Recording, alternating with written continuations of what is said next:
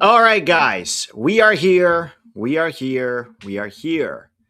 Our first double stream of the World Cup, the first group to be fully decided. We have Canada versus Switzerland, who are both fighting it out for first place. But more importantly, we're going to be covering Bosnia versus Qatar because a win for either of those teams, and we didn't know who our round of 32 opponent is. If Bosnia and Qatar draw, then it starts to get weird. We could end up facing Senegal or Ecuador or the third place team from another group. So ideally, I'd like to have this, decided today. But either Bosnia or Herzegovina looks like it could be our opponent in the round of 32. All right.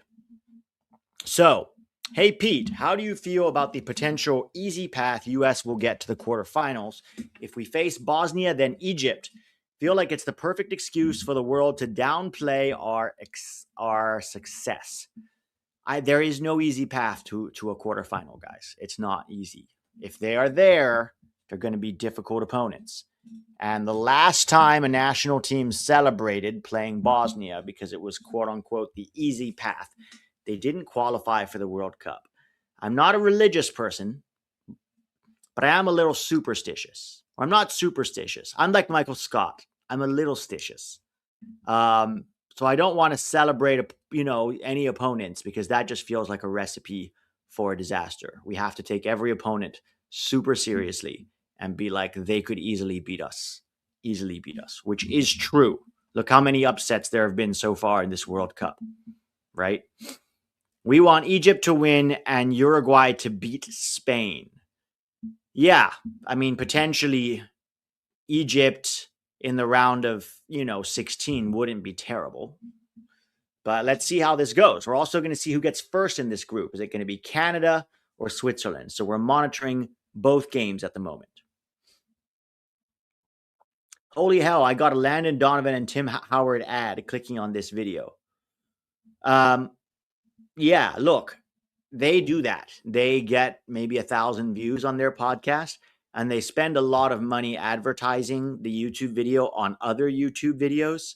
So what, like soccer related YouTube videos. So they pay for the ad and it counts as a view. So that's how they're able to get 70, 80,000 views. Because when you watch their videos, when the video ends or the live stream ends and they have like 800 views, and then 24 hours later, all of a sudden it's 80,000 views. That's not how YouTube works.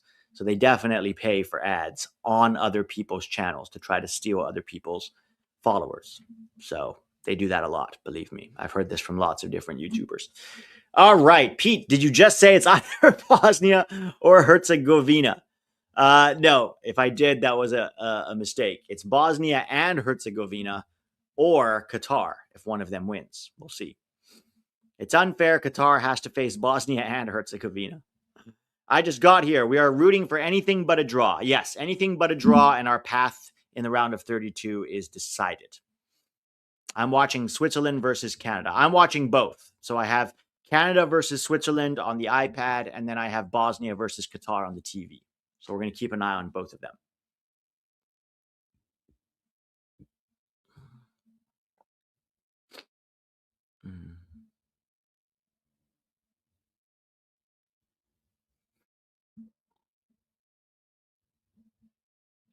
Watching YouTube multi-view. Yeah, there's also a multi-view option on Peacock if you guys want. Are we hate watching Canada? I mean, we can. I'm more concerned about who we're going to face next than whatever is happening with Canada. Because even if Canada loses, they'll get second in the group. If they win or draw, they'll get first in the group because they have a better goal difference than Switzerland. Pete, who do you think wins Canada game? I mean, I think it's tight. I could see a draw. I could see a Switzerland win. I could also see a Canada win. We'll see how it goes over there. This may have been asked, but is the winner here most likely matchup for the states? It's not the most likely. It is. Whichever one wins will face the U.S. If there's a winner, they will face the U.S. between Qatar and Bosnia. Swiss have more quality. Yes, they do. But if Canada loses by 1,000,000, third place. Yeah, but Canada's goal difference is +6, guys. Switzerland's goal difference is +3. Bosnia's goal difference is -3. Qatar's goal difference is -6, right? So even if, let's say, Bosnia's already got the better goal difference, they would have to win by 5 goals over Qatar, and Switzerland would have to beat Canada by 4 goals for Canada to not get third place. I think both of those things happening are extremely unlikely. It's technically, mathematically possible, but I think it's extremely unlikely. We just don't want a draw in Bosnia versus Qatar. Yes, exactly. Canada wins the group with a draw, right? Yes. If Canada draws, they win the group because they'll have a better goal difference than Switzerland. So a draw or a win, and Canada wins the group. Switzerland win, they win the group. Bosnia and Qatar are both chasing third.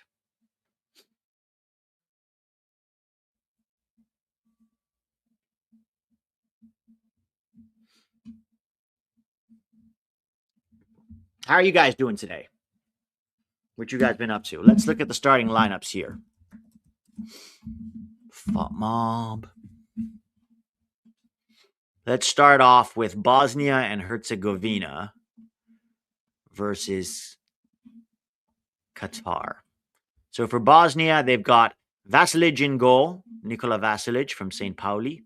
Their right back is Arjan Malic from Sturm Graz. Their left back is Siad Kolasinac from Atalanta. Okay, the Serie A team.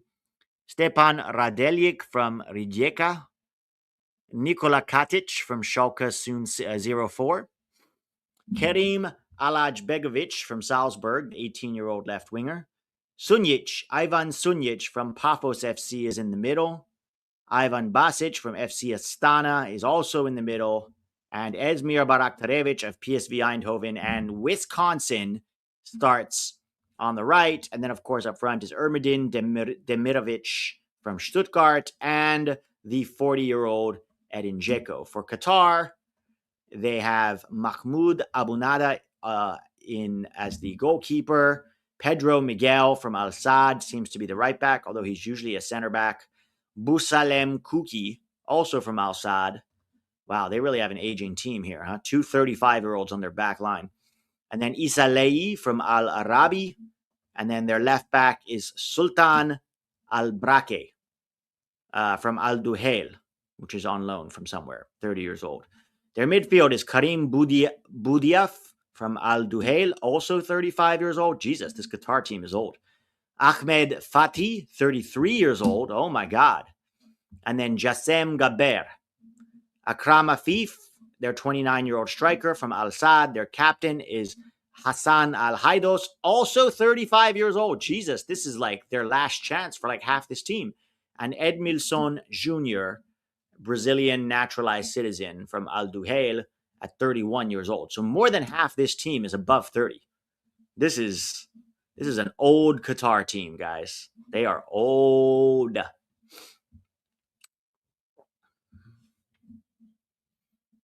All right, now let's go take a look at Qatar and Belgium fighting for the UNC FC title. Yeah, that is old, man. All right, now let's go look at the Switzerland-Canada lineup. So for Canada, Maxime Croupeau in goal. Still no Moise Bambito. So Alistair Johnson is the right back. Richie Larea is the left back. Derek Cornelius and Luc de Fogarel are the center backs. Tejon Buchanan is on the right wing. Mathieu Chonier from LAFC is in midfield with Nathan Saliba from Anderlecht. And then you have Ali Ahmed from Norwich on the left, Kyle Laren of Southampton, and Jonathan David up top. They're 2 strikers. For Switzerland, Gregor Kobel, the Dortmund goalkeeper, is there. The right back is Luca Jacques from Stuttgart. Ricardo Rodriguez from Real Betis. Manuel Akanji, of course, from Inter. Nico Elvedi from Borussia Mönchengladbach. Granit Xhaka is in the middle from Sunderland. surrounded on either side by Remo Freuler from Bologna. Wow, Switzerland is also an old team. 33 and 34 in midfield. And then Gibril Sau from Sevilla is 29. Johan Manzambi is just 20 from Freiburg. Ruben Vargas from Sevilla is there. And then up top, of course, is Bril Embolo from Rennes, or Rennes, depending on how you choose to pronounce it. So there's some old... So we're going to be mostly focusing, guys, on the Bosnia game, because that's the one that has the most relevance to the U.S., but we're also going to keep an eye on Canada. But we're going to keep Bosnia versus Qatar score up for you. Not having Davies is the only thing I feel bad for Canada about. Yeah, and also Moise Bombito. Missing Bombito is a big miss for them as well. So Bosnia having a lot of the ball right now. Coming down the left. Create some space. Cross. Headed out by Qatar. Akram Afif trying to hold up the ball. Bosnia win it back. Shot from distance. Saved. Man, this is going to be a long night for Qatar, huh? What are your predictions for the game? I think Bosnia wins this one 2-0. And I think Switzerland and Canada end up with a 1-1 draw.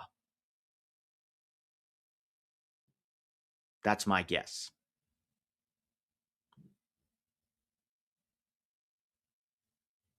I don't know why Jesse Marsh still complains at U.S. Soccer. No one cares. You couldn't get the USMNT job. Is he still complaining? Last I heard, he was complaining about before the opening game about the flag. Has he complained since then?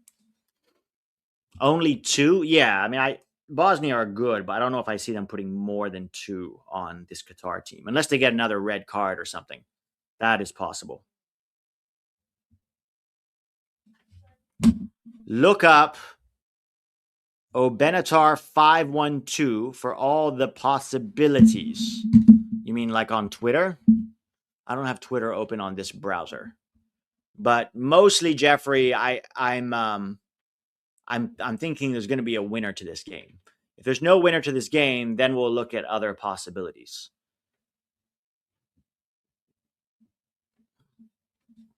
Oh, another save by Qatar. Dang.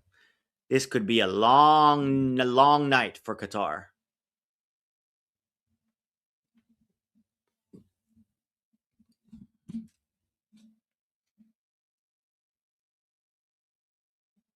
What scenario do we want as USMNT fans? I think either Qatar or Bosnia would be a worthy opponent for the round of 32. Not easy opponent. I said worthy opponent. A worthy opponent for the round of 32. Bosnia still coming here down the right.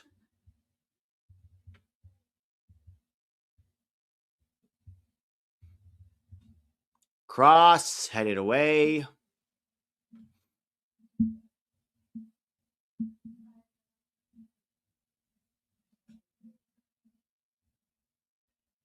Man, I think Qatar has to be the worst team in this tournament so far. Like, they just look so bad in every department. They can't even hold on to the ball. Oh, my God. They almost gave it away to Bosnia. Adam Folders says, with rumors of Flo leaving Monaco, what would be the best landing spot for him? I mean, I would say a mid-table Prem club, right? Like a Fulham, maybe Crystal Palace. I know Crystal Palace has Mateta, but if Mateta leaves, I could see him going to Palace. Fulham, I think, to replace Raul Jimenez, because I think Raul Jimenez will go back to Liga MX or MLS after this World Cup. Yeah, Qatar was poor in the last World Cup too. The problem with these Middle Eastern countries like Qatar is they spend so much money on infrastructure and like bringing opponents to come and play there and hosting, but they spend no money on player development. Like, since they started the Aspire Academy, it really hasn't reaped any rewards for Qatar. This team has basically been playing together since the 2021 Gold Cup. And I be honest, I was not impressed. I've never been impressed with this Qatar team. Pete, why are you scared to downplay inferior opponents? We destroy either team Let's go, Pete. Lock in. It's not about downplaying inferior opponents, okay? It's that you don't call games before you win them. I think it's a very silly thing to do. You can be excited about the possibility, but if you're like, yeah, we got Qatar, yeah, we got Bosnia, we may. But this is just the way that I am, okay? Maybe it's my coaching background. Maybe I'm more than just a fan. Maybe as an analyst. Maybe I'm a little superstitious. There's probably a combination of all of those things where I don't celebrate wins before we get them. Okay. I've been burned too many times as a USMNT fan to celebrate wins before we get them. I've watched us lose to guys that we should beat easily. And then 2 games in a World Cup is not going to erase years and years and years of disappointment, right? We've seen what Panama has done to us, and Bosnia is sure better than that. Exactly. Why don't they send their players to Europe? They're always going to be trash as long as they play in Qatar. Well, first of all, Qatar will probably pay most of them more money than Europe will, because none of them are good enough to go play in a top 6-7 league, right? So they're going to have to go play in the Austrian second division. Like that's where they're going to have to go. That's their level, right? So I don't know. I feel like they're all old now, right? A lot of this Qatar team is old. Where's the next generation of Qatar going to come from? Frankly, I don't know that they should, this is not a World Cup level team. And a lot of their good players are in their 30s already. So there's a good chance maybe they don't qualify for the next World Cup, because where's the next player development coming from? Nowhere. Yeah, Trinidad and Tobago. We all thought we were going to beat Trinidad in 2018. Look how that turned out. Yeah, we thought we were going to beat Panama at the last Nations League. Remember World Cup qualifying? Right? Even in the Pochettino era, right? There were teams that we were like, we should have beat them. The Nations League, for example. We didn't. There's a lot to be cautious about. And I don't know, do what you want. But for me, celebrating wins before we've earned them is not something I ever do. They're going to buy Brazilians and give them citizenship. Yeah, but they have that already. It's still not working out for them, right? What quality of Brazilian are they going to give it to, right? Some terrible, Brazilian who couldn't hack it in the Brazilian league, and that's why he's playing in Qatar. Qatar with a corner here. Raul Jimenez is going back to Wolves. Well, there you go. That opens up a spot at Fulham. 50 million. If they can go get Flo Balogun instead of Ricardo Pepi, I think that could be very interesting. I'm not convinced that Ricardo Pepi is ready for the Prem. I'm just not. I think it's a big jump from the Eredivisie to the Prem. And I think he's got things that he needs to work on still. And I think he's probably better suited to maybe a Bundesliga or an Italian team in Serie A. I would love to see Milan or Juve come in for Ricardo Pepi. They're not going to pay that kind of money for Pepi and Flo. And also, we don't want Pepi and Flo fighting it out for a starting spot on the club team. Let them both play for separate club teams. I'm a bit late, but the winner of this game is 100% our opponent? Yes. Whoever wins this game will 100% be our round of 32 opponent. Right now, it's still 0-0. We cannot have a draw. La Liga mid-table, says someone. The problem with La Liga mid-table is they're not going to pay what PSV wants for Pepi. That's the problem with La Liga mid-table teams. Any attack. I am cheering for any attack in this game. Whatever team has an attack going, I'm cheering for them. Whoever can score.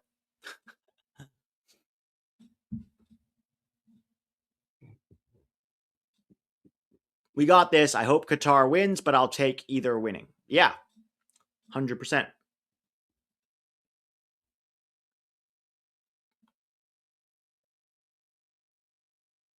Why no tie? Because if they tie, then they get 2 points each, and neither of them is making it out of the group with 2 points, right? Yeah, it has to be the top 8 third-place teams. There are a lot of third-place teams that are going to have only 3 points.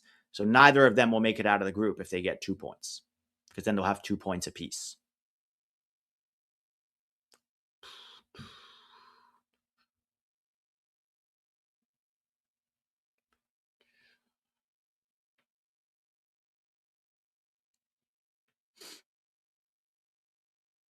Oh, here comes Canada.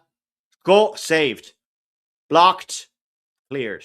Dang, Canada almost scored on Switzerland. No, wait. Was it the other way around? I can't tell which one's Canada and Switzerland. They're both wearing each other's colors. No, it was Switzerland who almost scored. My bad. I thought the red was Canada. The colors are swapped. Yeah, Switzerland is red and Canada is white. Oof. Croupeau made a good save there, and then a good block by Luke. No, Derek Cornelius blocks it. Can Senegal make it out of their group? I mean, technically, yes, they could. With 3 points, it's still possible. Right? And their toughest game, their next game is against Iraq. So if they can beat Iraq and get a decent goal difference, then yes, they could absolutely get out of their group. Snooze Fest. I'm excited for Paraguay versus Turkey. No, it's the USA versus Turkey. Paraguay plays Australia.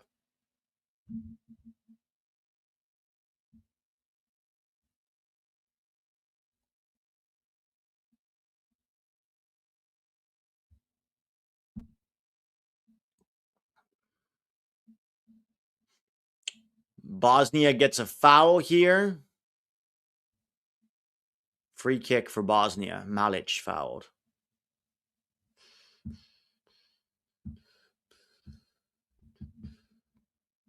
It's Switzerland's game to lose. Well, Switzerland can't lose. They can, but then they get second. They can't draw. They also have to win. Switzerland have to win in order to get second place, to get first in the group. All right. Dangerous free kick for Bosnia here. They have a lot of aerial specialists, including Edin Dzeko. Headed away by Paraguay. Come on, whoever's got an attack going. 2v1. Here goes Akram Afif. Nah, he's not going to get there. Maybe he is. Good defending. Good defending by Bosnia there. Oh my God, Canada's through. Canada's through. What the hell? How did he not finish that? Blocked. Oh my God, he was 1v1 with the keeper. Jonathan David. What the hell?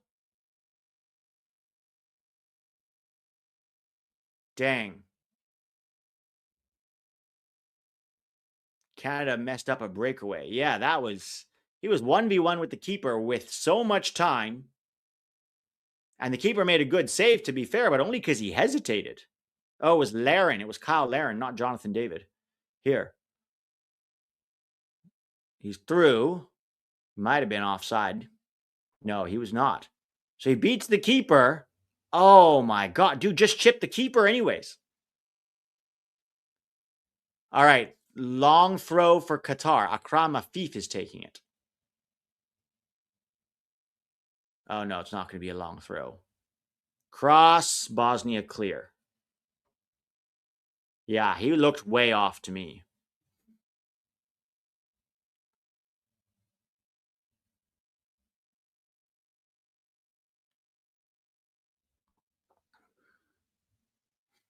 Qatar trying valiantly here to create something. Pete, can you count the minutes and seconds you are on at Qatar? 13:58, 13:59, 14, 1, 2, 3, 4, 5. So I'm about 20 seconds behind the play.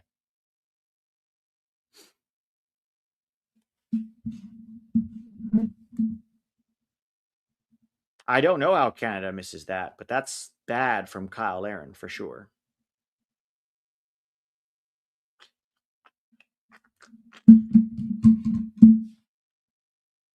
Pete, who are you most looking forward to see getting some good time in the U.S.-Turkey game? Gio Reyna, Austin Trusty, Tim Weah, Ricardo Pepi, maybe Brendan Aronson. Mostly those guys. He was offside. It's 14:33 on Fox Sports 1. Oh, dang. I'm on Fox 1. Not Miles. God, let's hope he doesn't start. At least we know Roldan won't be starting because he hasn't trained the last 2 days.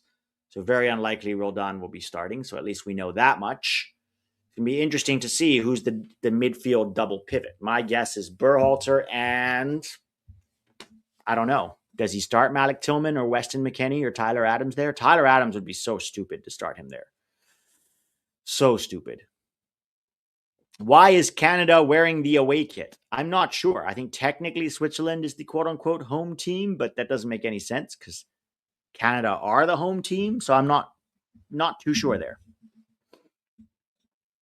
All right, Bosnia comes down the left. We're 15 minutes in. We need one of these teams to get a win. Otherwise, it gets more complicated for us.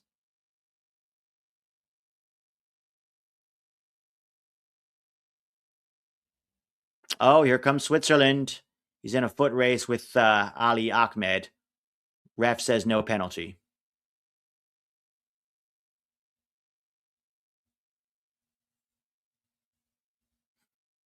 We are wearing away tomorrow. It's just jersey rotation.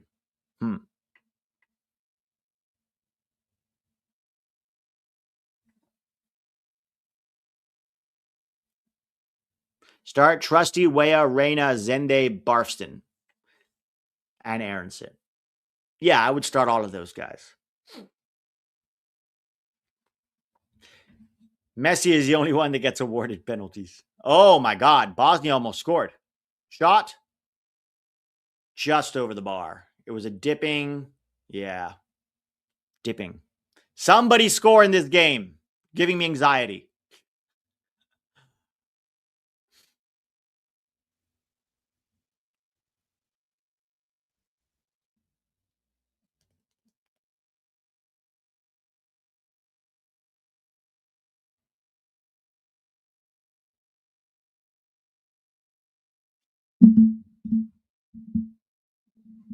Bosnia come again.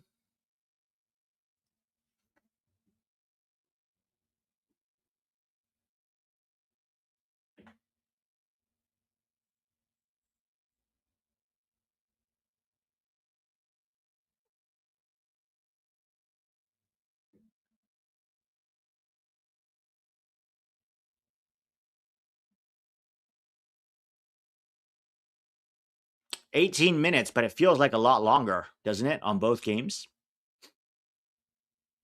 Man, please no tie from this game. Yeah, we cannot have a tie, guys. We need a winner, one way or another.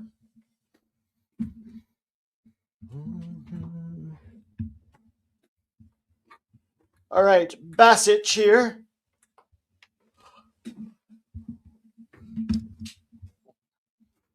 They headed away. That was a Bosnia corner. Barak Terevic has been kind of anonymous so far.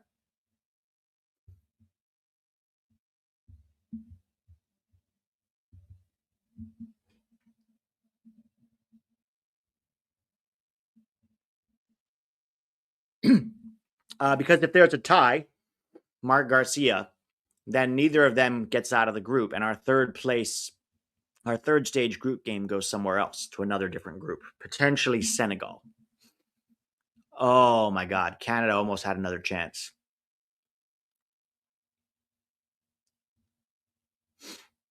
So Qatar trying to make something happen here.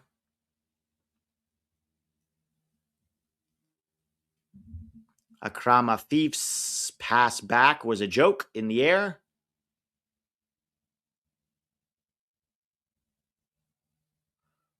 Tackled. If they do tie, is it straight to penalties or extra time? So Johnny Vice, we're in the group stage. There's no extra time or penalties in the group stage. Penalty shootouts, rather. It's all a points-based system. Once we get into the knockout games, then it will start to be 30 minutes of extra time and then a penalty shootout. So still 0-0 in both games. They'll each get 1 point if they draw.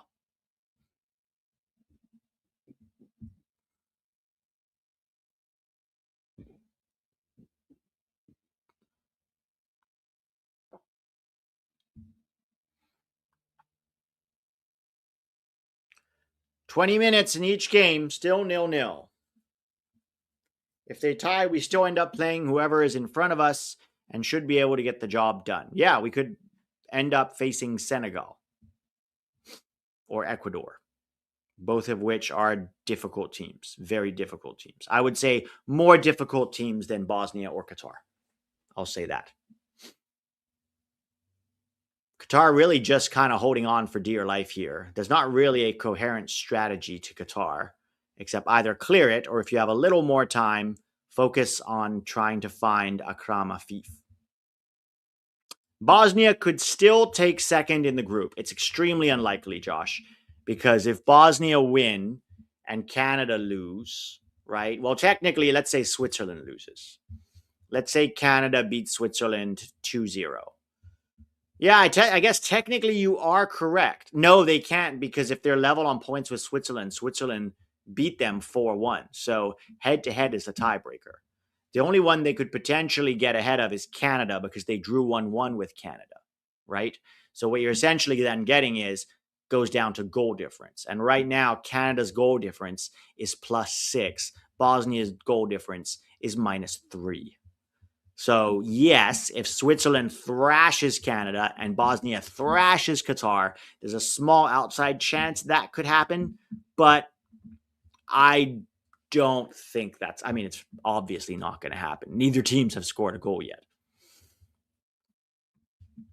Hydration break. I'm saying it again, but I hate offside flags. What do you hate about them? Do you not like how they look?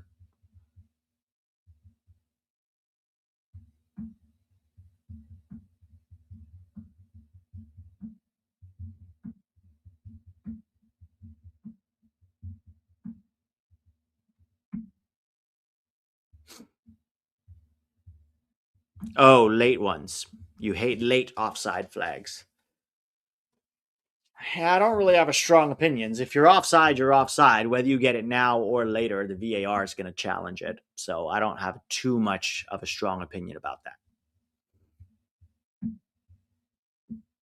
Are Bosnians more aggressive this time? I think they've played aggressive, but not dirty.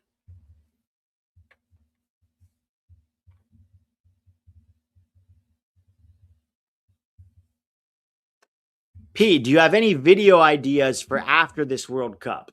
Well, yeah. I mean, we're going to go back to covering the players with their clubs, both in the young players in MLS, especially that are coming up, and then also the guys coming up in Europe and transfers. We're going to talk about the Copa America and Olympics 2 years from now. We're going to talk about, we're going to rate how the players did and give them grades during the World Cup. We're going to talk about a potential new manager if Poch leaves. There's plenty to talk about for sure. 2030 World Cup roster prediction. You know it. You know that one's coming. Should Pully leave Milan? I guess it would say it depends where he goes. Yeah, I think if Milan gets a proper striker, then I think he should stay because he's being asked to play in a particular position that doesn't really suit him the last year. So I wouldn't really put. I don't. Some people want him to go to the Premier League. I don't think Pulisic can handle the physicality and the speed and the intensity of the Prem. That's my honest opinion, guys. That's my honest opinion. I think he should stay in Italy or even go to Germany. If Germany sells Michael Olise, if Bayern sells Michael Olise, there's a good chance they could look at Pulisic to replace him. I actually think that could be a very interesting move for Pulisic. As a ref, I hate calling offsides because 50% of people will be pissed. I mean, sure, but any call you make, 50% of people are going to be pissed. If you make a call in favor of one team, it's natural that the other team is going to be pissed because the call didn't go in their favor. Why not La Liga for Pully? Well, the only La Liga teams that could afford him are Real Madrid and Barcelona. And I just don't see either of them being interested in Pulisic at this point.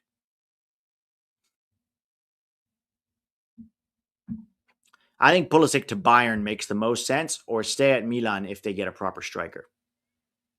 Maybe Ricardo Pepi. Bring Ricardo Pepi to Milan and then let Pulisic go back to the left or even the middle. Have him play as the playmaker with Leao on the left and Pepi up front. To me, that could be very interesting. Carlos says, can you give me one young MLS goalkeeper, defender, midfielder, and attacker that you rate for beyond 2026? Great question, Carlos. So goalkeeper, I'm going to go Duran Ferre from San Diego. Very good with his feet. Still has a lot of work to do with his shot stopping, reading of the game, etc. But he did win the starting job at the beginning of the season at only 19 years old. For defenders, for me, I would say one of Ian James or Andre Kurila over at FC Cincinnati. Ian James at Sporting KC, Andre Kurila at FC Cincinnati. One of those two that are already getting, significant minutes. So credit to them. Midfielder, Adri Mehmeti from the New York Red Bulls. And attacker, I would say Xavier Gozo from Real Salt Lake, from RSL. Those are my picks. You need a Powerade hydration break sponsor. Yes, we always need more sponsors, guys. We always need more sponsors. If any of you work at a company that wants to advertise on World Cup content, connect them with me. All right, I'm going to run quickly to the restroom, guys, and I'm going to be right back. Do you rate Julian Hall as a poacher? Yes. Julian Hall, I do rate him as a poacher. I think he could be a very interesting Ricardo Pepi style poacher.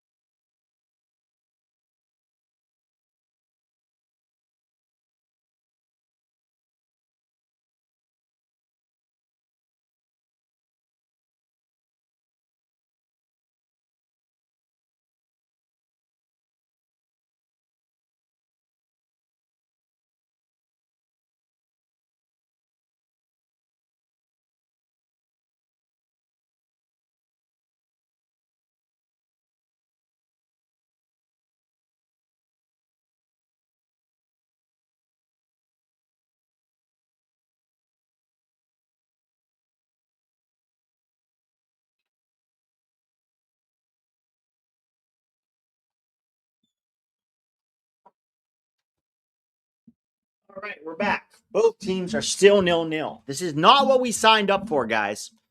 Cochin just took a transfer to a solid club. Is that confirmed? Is that confirmed would be the question. I heard he was going to Lyngby in the Danish Superliga. I don't know if that's confirmed. Oh, Bosnia. Shot. Goal. Goal. Bosnia take the lead. 1-0. Incredible shot from outside the box. Bosnia goal. As it stands, Bosnia winning 1-0. As it stands, we will face Bosnia in the round of 32. Yes, Bosnia just scored. And Canada try to get in the box, but do nothing with it. That's a incredible strike. Incredible strike here from Alaj Begovic. Alaj Begovic. Goal from outside the box. Bosnia in the lead. Was that goal of the tournament? It was one of them, for sure.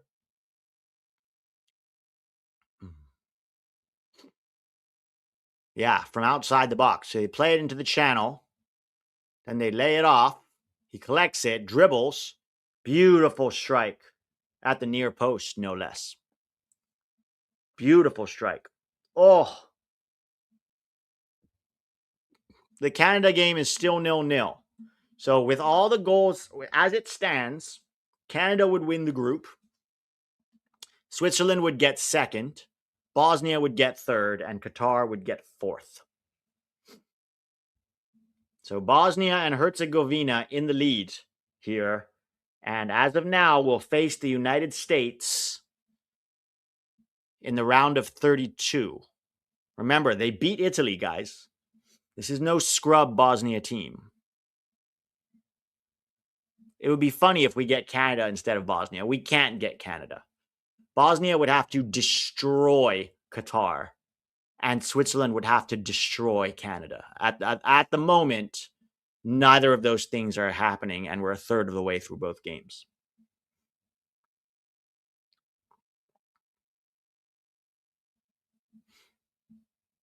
Boop. Josh, will you come visit me in Bosnia and I will take you on a drive through the minefield? But I know the way to drive so we do not hit any mines. Josip, the first Bosnian I ever met. Oh, that's so sad. So sad what they've been through as a people. The ethnic cleansing of the Bosnians by the Serbs and the Croats in the 90s was really rough, man. One of the few times where the U.S. intervention, I think, was a good idea.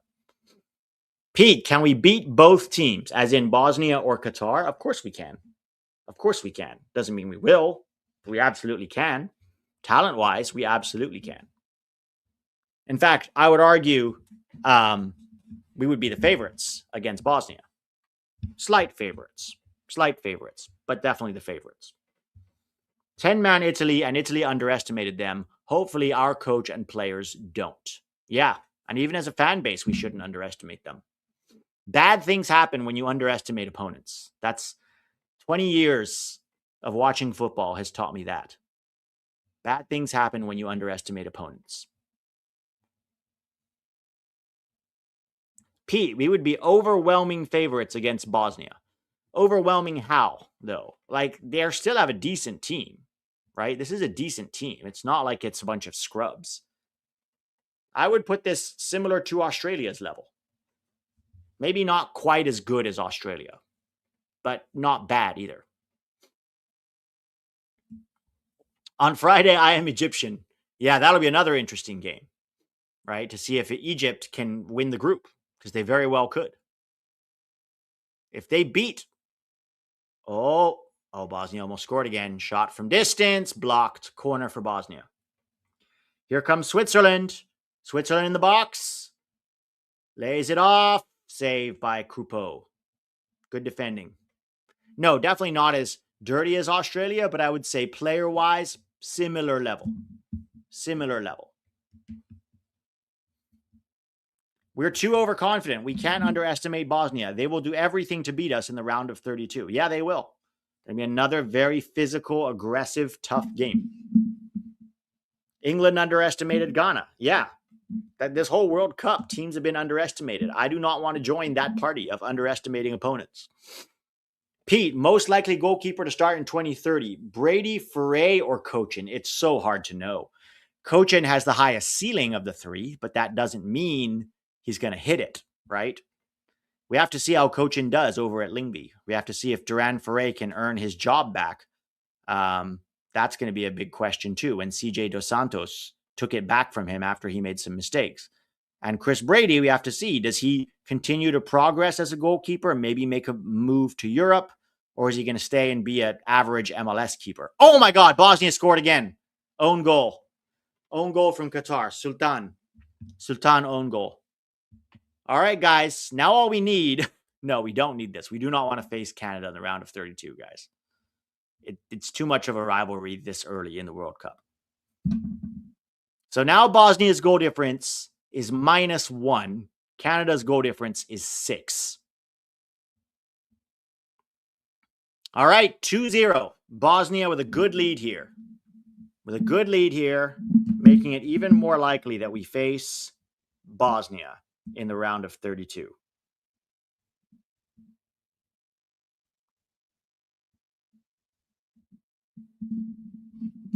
Switzerland trying here.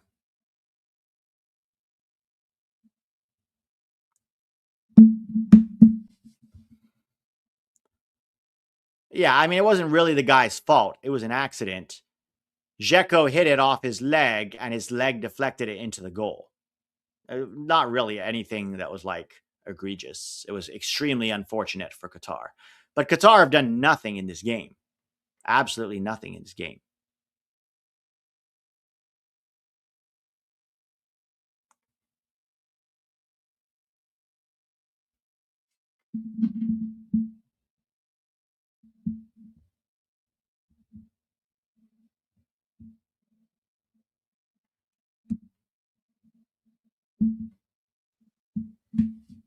Oh, Briel Embolo. No, ref says nothing. Is there really no more potential with Gaga Slonina? No, it's not that there's no potential. It's just that he needs to go somewhere and restart his career. Oh, here comes Qatar. No, free kick for Bosnia in their own box. Yeah, look, he's still potential possibility, and there's others too. There's Giorgio Di Marzi at Roma, who is, I think, sitting on the bench for them toward the latter half of last season as the third choice keeper, 18 years old. There's William Laud-Mel over at Sporting Club de Portugal. There's Zach Campagnolo over at the Colorado Rapids. Obviously, there's Duran Ferre. There's also Andrew Rick, if he can ever earn the starting job with the Philadelphia Union. So there are options. We just have to see which ones are going to, come good. That's the beauty, right? You need at least 10 high level prospects and 2 or 3 of them come good. Why aren't you watching the Canada game? Yeah, I've got both on. So that on the TV, I've got Bosnia, Qatar. On the iPad, I've got Canada, Switzerland. But we're mostly focusing on the Bosnia game because that has more relevance to how the U.S., who the U.S. faces. It's been all Bosnia, frankly. All right, Switzerland have a free kick here. No Jaden Hibbert. Who's Jaden Hibbert? Is that another prospect that I don't know about? Let me look him up. Jaden Hibbert. Atlanta United goalkeeper. I think he's Jamaican. Jaden Hibbert is Jamaican.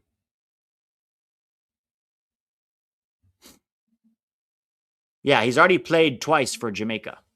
I don't think he's in the in the running to rep the US. And also, he's already 21 and he hasn't won the starting job at Atlanta yet. So I don't know, put too much stock in him. Bosnia almost scored again.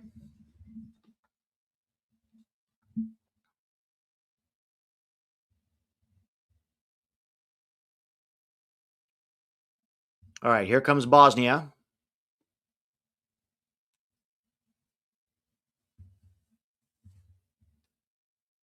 Not impressed by Canada or Switzerland. I mean, they're both doing reasonably well.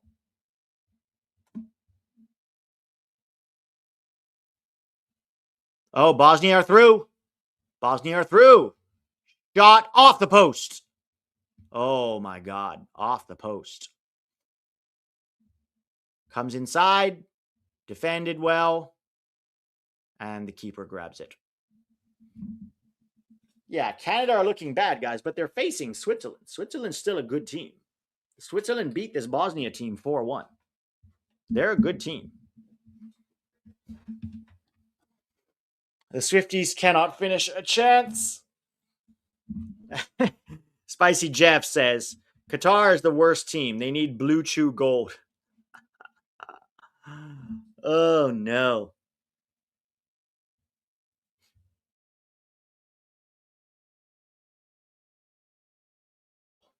The U.S. should not worry. We're already through in first. Nothing matters with the Turkey game as far as the outcome goes. We still want to win and put in a good performance and keep the positive momentum going and keep the casuals engaged as much as possible.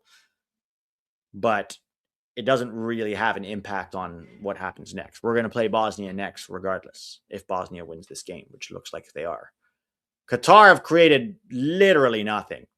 So they went from collecting 0 points at home to the slight progress of collecting 1 point out of possible 9. For me, the worst team at this World Cup. Oh my God. Shot from Canada is over the bar. Pete, become Qatar coach. No thanks. I mean, for money, for the amount of money they would offer, sure. But these guys can pull a Julian Lopetegui. Why would they? They would not give it to some random YouTuber. Bosnia won't bunker. This is good for us. They're not going to go full bunker, I don't think. But they tried to go bunker against Switzerland. They really did.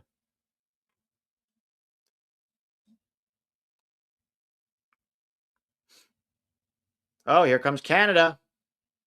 Oh, Canada. Shot.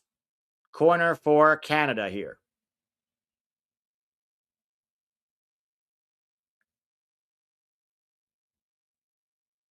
"40 minutes.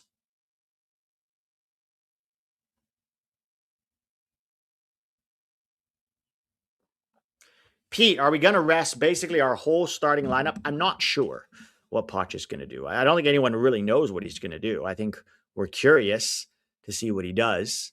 I think that would be, to me, wise to do. But let's see what Poch does. All right, here comes Qatar trying to create something. Cuts inside. Passes it to Akram Afif.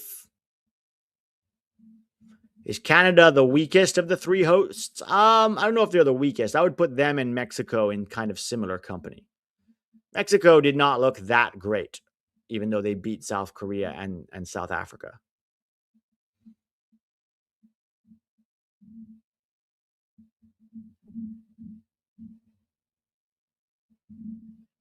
Cross for Qatar.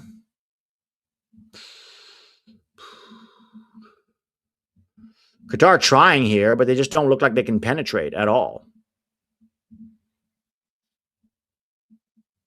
Mexico is much better than the U.S. No, they are not. No, they are not. That Quinones guy is a phenomenal player, probably better than Balo. No, I disagree. I don't think he's better than Balo. Shot for Qatar. Oh my God, Qatar scored. Bosnia, what are you doing? Qatar scored. Do you start Roldan against Bosnia if he is fit? Get out of here. Get out of here. Qatar scored. Some terrible defending from Bosnia. Qatar scored. Ooh, please don't tell me Qatar scores again. And now we're looking at a draw. Please, Bosnia, hold on. Hold on here. Please try and hold on here.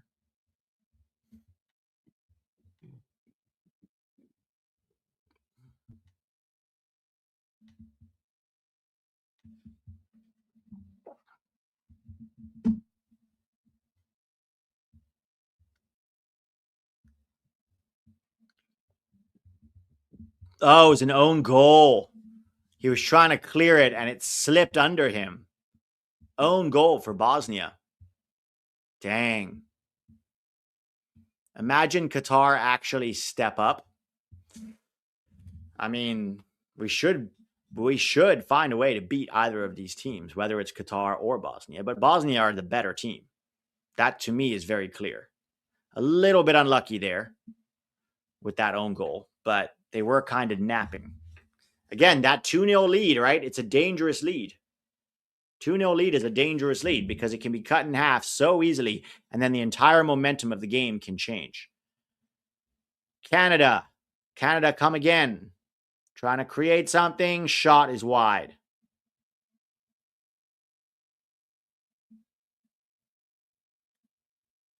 If they draw US, they will get a tougher opponent. That's why. Who? Oh, if they draw, the US will get a tougher opponent. Yes, that's why we don't want to draw. It was an own goal. It came off of the Bosnian defender. I don't know why they have it as Alhaidos here. Because he crossed it in and the Bosnia defender scored it.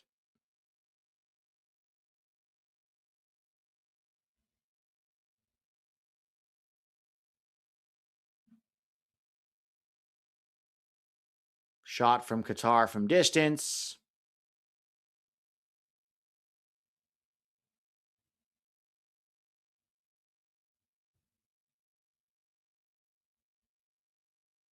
Yeah, that was bad. P, do you think that the USA can have better players if they update their youth academy? Well, yeah, the MLS academies have to do a lot better than they've been doing. Right now, there are 3 or 4 that are doing really well. So credit to guys like RSL, the Philadelphia Union, San Diego, and New York Red Bulls. Now imagine if all 30 MLS teams were producing talent like that. We'd be so ridiculously deep, it wouldn't even be funny.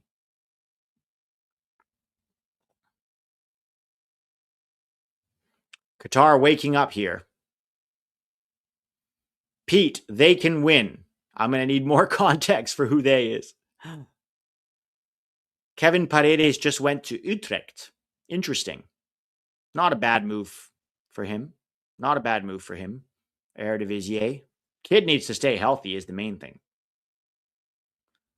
Thoughts on Paredes' move? Do you think he has a future with the U.S. or probably going to end up with my other country, the Dominican Republic? I think, look, backup spots for A-Rob are still up for grabs because Max Arfson ain't all that.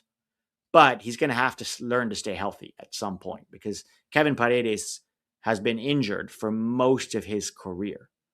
So until he stays healthy for at least a full season and starts showing something, I'm not counting on the kid. I'm just not. If he can't break in for the U.S., though, there's always that Dominican option for sure if he wants that. But I think for him, he probably prefers the U.S. Corner for Switzerland, Canada clear. It is 2-1. Bosnia in the lead over Qatar.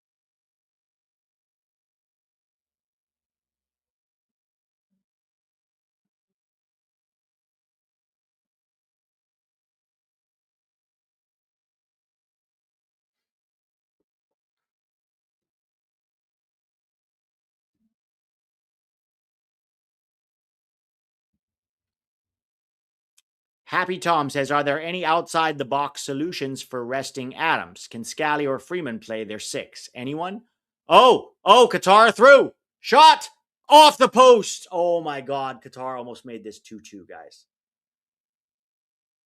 They almost just made this 2-2. This is crazy. Shot again over the bar. Bro, what is Bosnia doing? You guys had this at 2-0. And then you conceded a silly goal. He's onside. And he goes across the keeper.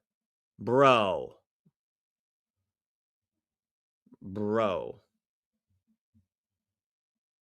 He had time to take a touch, nobody with him, and get the shot. And he's unlucky that goes off the post. Free kick for Canada in their own box.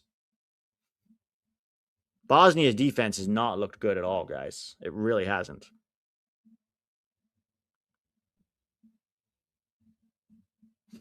Panama latest to not go on. I feel for Panama. Played well both games, but no out-and-out goal scorer. Yeah, they just don't have enough quality, right? It's tough for like Curacao, for Panama, and for Haiti. They just don't have the quality to compete at a World Cup. But, Costa Rica and Jamaica didn't step up. Halftime in Canada versus Switzerland. Can the USMNT play Qatar? Yeah. If Qatar wins today, we'll play Qatar. Devonta Jones. Someone on the coaching staff for Qatar is listening to Pete's live stream. Took it personally, it seems. Sounders also have a pretty good development. I would say they're doing a little better, right? But like it's one guy every couple of years, right? Like the last one was Obed Vargas, and now they're bringing through Snyder Brunel. But other than that, they're not really doing enough, in my opinion, to bring in, elite young players. So I would put Seattle there with like New England and maybe Orlando, where you got one guy every couple of years that's kind of coming through. But I wouldn't put them in the same category as the Red Bulls or San Diego or the Philadelphia Union or RSL.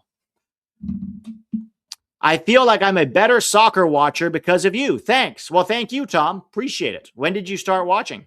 When did you join the channel?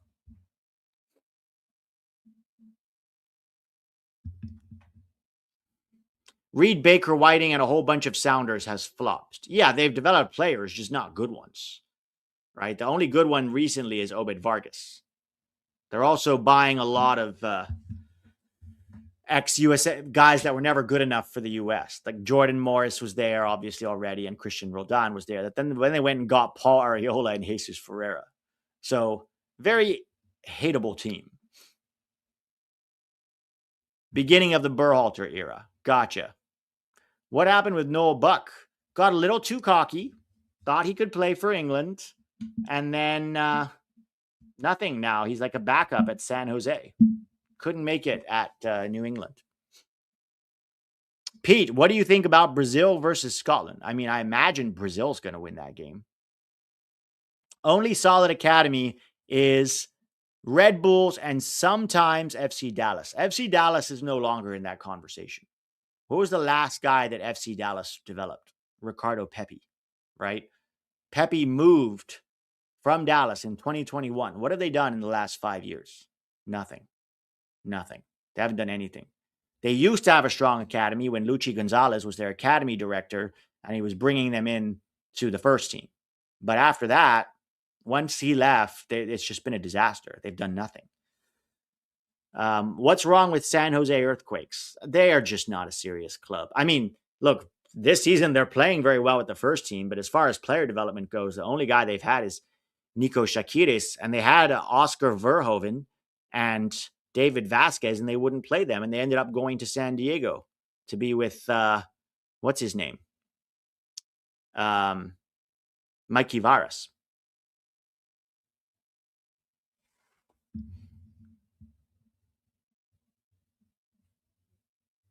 To this day, the Galaxy failing to develop players has always hurt me. Yeah, the Galaxy are one of the worst. They do nothing. Jalen Neal was supposed to be their big contribution, and look how that turned out. Do you rate Jack McGlynn? I rate him as a good MLS player, but nothing in, if we want to be elite, you can't have a Jack McGlynn in your roster. People say, oh, he's got a great left foot. Yeah, he also can do that because he gets time and space. There's a reason he's still in MLS at 22, 23 years old. Same goes for Diego Luna and Quinn Sullivan. People like them because they have good performances in MLS, but there's a reason nobody wanted them outside. Same reason Miles Robinson was a free agent. Nobody wanted him. Pete, honestly, either of these teams go through and we should spank them. I don't know how many spankings there's going to be in the knockout rounds. I think we should beat them. I agree with you there, but spanking in the knockout rounds is very unlikely. You think Esmir could have been on the 2026 roster, or at least beyond 2026?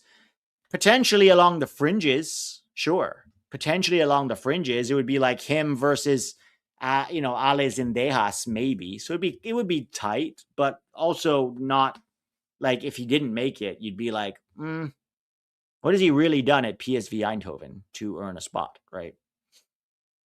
What happened to Paul Arriola? Continues to be what he always was, a mediocre MLS player. Should never have been anywhere near the national team.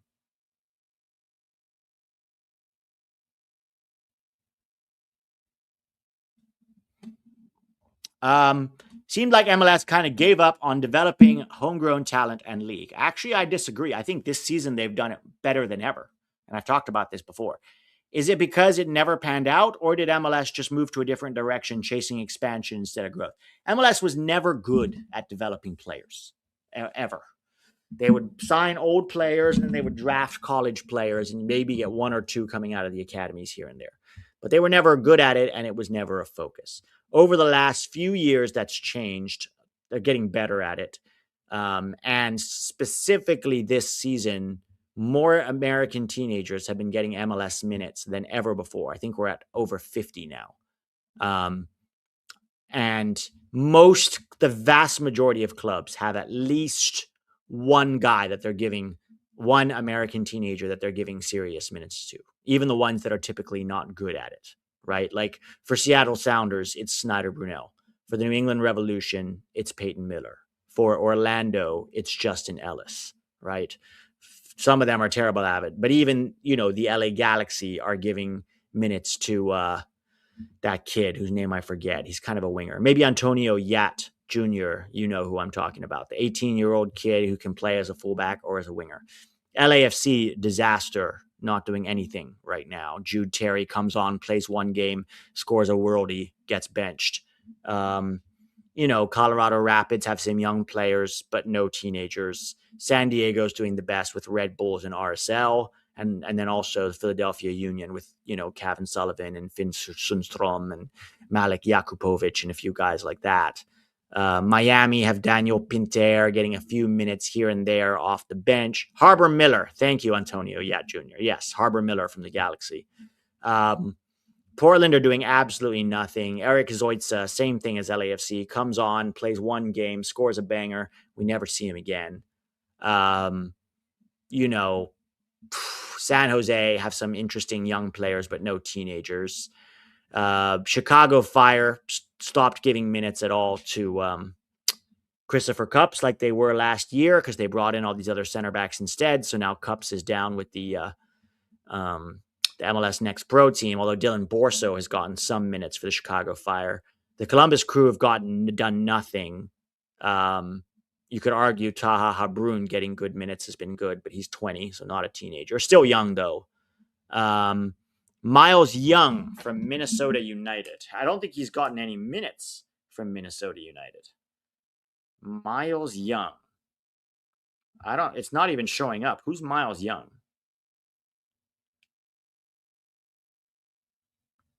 That's a British businessman and CEO. Miles Young Soccer.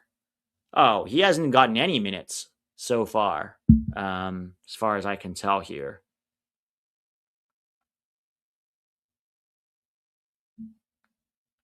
Yeah, he hasn't gotten any minutes yet with them. Who from this newer generation do you see making the 2030 World Cup roster? We'll do more videos about this after the World Cup, about the next generation that's coming through. But off the top of my head, a couple of names to watch are, Mathis Albert, Kevin Sullivan, Xavier Gozo, Julian Hall, Adri Mehmeti, and Snyder Brunel. Right?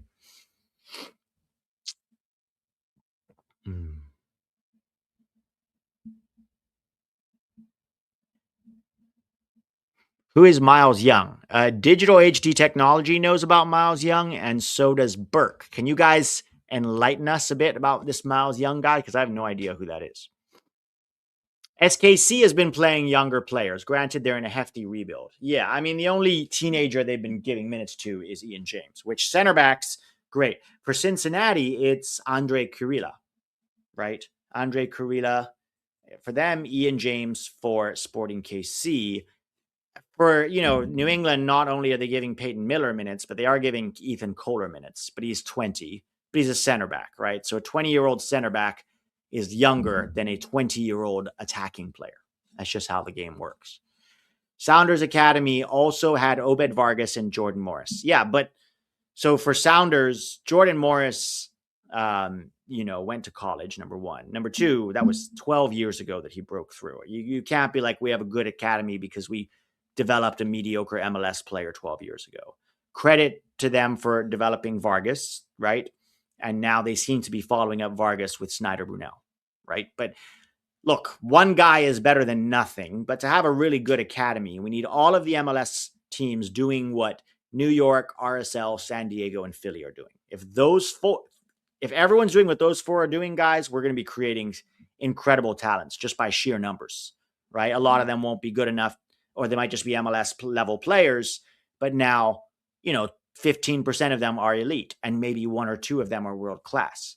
So if you think every MLS team, there's 30 of them, and they each develop 3 to 4 players, that's 100 players. 15% of them end up being elite. That's now 15 elite players. Now, with all those people working on it, you have a shot for 1 or 2 to eventually be world class.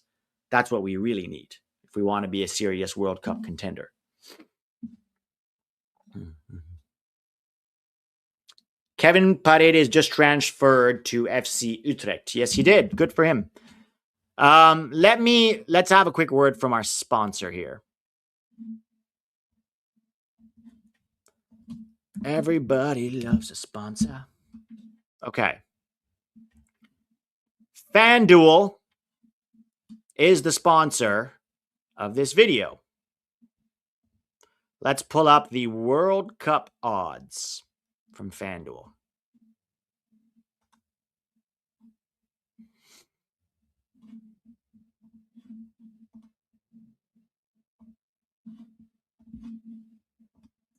All right, so we have Scotland versus Brazil here. Scotland are at plus 1,000 to beat Brazil. I mean, it's not a terrible bet. I think Brazil is going to win that game, but Brazil have been less than convincing. If you want to throw $5 on there, you could. Morocco, Haiti. There's no way Haiti's getting anything out of that Morocco game. South Africa, South Korea. I can't see South Africa getting serious points there. Czechia, Mexico. Mexico's already qualified. Maybe. Ecuador, Germany at plus 290. That's not enough. Curacao, Ivory Coast. I would be surprised. I think of all of these, the Scotland, Brazil might be the most interesting one. All right. So thank you to FanDuel. Remember when you sold us hard on Kobe Hernandez Foster? Yeah, look, with young players, they can have a lot of potential, right? That doesn't mean they're going to reach it or make it. Tack is resting because he's got to do 2 streams. He's got the Mexico stream later, and he's got the Brazil stream. So he's got 2 in a row. I can't legally stream the game. Obviously, I'll probably get not only demonetized, but they'll take down my whole YouTube channel. I would never want to do that. This is just a live watch along. So it's like watching with your friends. Scottish going to rough up Brazil, even if they lose. Yeah, I don't think it's going to be an easy game for Brazil by any means. I think it's going to be very tough. Scotland are not a good team in the sense that like they can really threaten, but they know how to make your life very difficult, and they have enough quality to punish you if they catch you napping. So I think it'd be a tough game, and Brazil has not looked convincing. They didn't look convincing against Morocco. They didn't look convincing against Haiti. Let's see how they look today. Are you live all day today? No, God. I might join Tack for the Scotland game. I'll be in and out to help Tack with the Scotland Brazil game if he wants. But no, I mean, he's going to do those 2 group finishes there.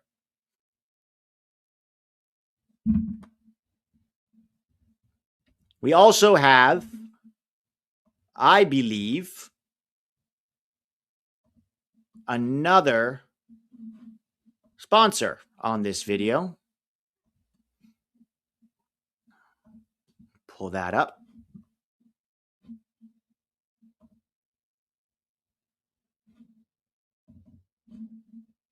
Is here, and I'm eyeing teams like the US men's national team, Argentina, Spain, and the Netherlands, which is why I wanted to give the sponsor of this video, SeatGeek, a huge shout out. If I was going to see one of the World Cup games, I can't really see the US because I'm covering it here on YouTube, but I would love to see an Argentina game in stadium. Messi, the GOAT, playing in his last ever World Cup tournament. Although, who knows? Now, SeatGeek has you covered for the games. With over 35 million downloads, SeatGeek is the #1 rated ticketing app. There are more than 70,000 events listed on SeatGeek, including concerts, sports, festivals, and more. I love using SeatGeek. You know, I was in Atlanta last year and I wanted to see an Atlanta United game. It was the easiest thing in the world. I got on the SeatGeek app, scrolled, found tickets. They were available. Purchased them right on the app. The tickets were sent right there. For those of you who prefer to make purchases on the laptop, you can also go straight to their website and get your tickets that way. Now, every ticket on the app is rated on a scale from 1 to 10, so you know you're getting a good deal. Look for the green dots. Green means good, red means bad. Plus, every ticket is backed by their buyer guarantee. Plus, I have a discount. Get $30 off of any ticket when you spend $200 when you use the code YANKS30. It works for new and existing users. Hit the link in the description so the code gets auto-applied. Make sure you click the link in the description and have the code automatically applied to your account so you can use it later. Thank you, SeatGeek. All right, guys. So while the SeatGeek ad was playing, Canada scored. Not Canada. Switzerland scored on Canada. Game just started in the second half. Switzerland scored a very nice goal. An excellent goal. Canada's defense was sleeping. I think they need Bombito back. Vargas with a very nice goal for Canada. They cut it down the right. Brio Embolo misses it, picks it up, near post. Switzerland 1, Canada 0. So as things stand, Switzerland will get first, Canada will get second, and Bosnia will get third. But it's precariously perched because it's 2-1 to Bosnia right now. So if Qatar score, which we do not want to happen, if Qatar score, guys, now we're going to go to another group that's going to face us in the round of 32. So for this second half, we are definitely rooting for Bosnia to not concede again and potentially score and make it 3. So at least there's a winner. Because if Qatar score, it's a draw. Why don't we want Qatar to win? It's not that we don't want Qatar to win, but I don't know if I can see Qatar scoring 2 more goals on this Bosnia team. You know? So Canada will get second in their group at home, which is not, honestly, Switzerland has a better team, guys. Player for player, Switzerland is a better team, especially when they're missing Alphonso Davies and Moise Bombito. So let's see what happens in both of these games. Canada will go even if they lose. Yeah, Canada's going to qualify in second. Their goal difference makes it too hard for Bosnia to catch them. Bosnia would have to score 5 more goals. Switzerland would have to score, well, Bosnia would have to score at least 4 more goals, and Switzerland would have to score 3 more goals for Canada to get third. And we don't want Canada in the round of 32. Too much quality there. If Bosnia won't win, we get Ecuador or Sweden. Yes. Potentially Senegal, too. Potentially Senegal. Sweden, Senegal, or Ecuador. We don't want that. We do not want that.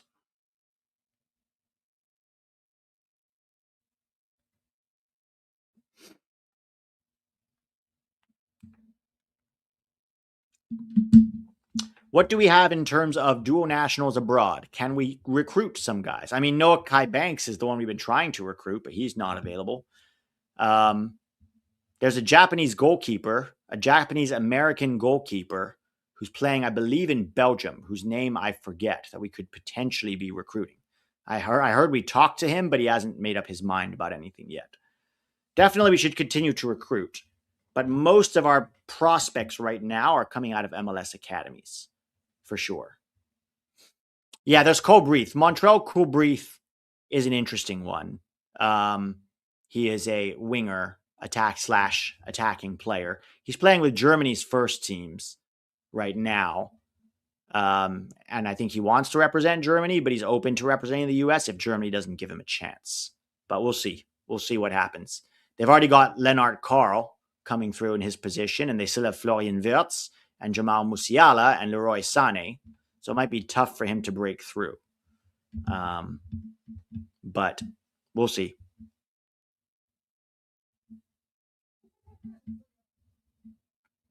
Catch from the Qatari keeper. So Bosnia continuing to attack here. Taishi Nozawa. Thank you. Brandon. Isn't it Brandon Nozawa or is it Taishi Nozawa? I thought his name. It's Taishi Brandon Nozawa.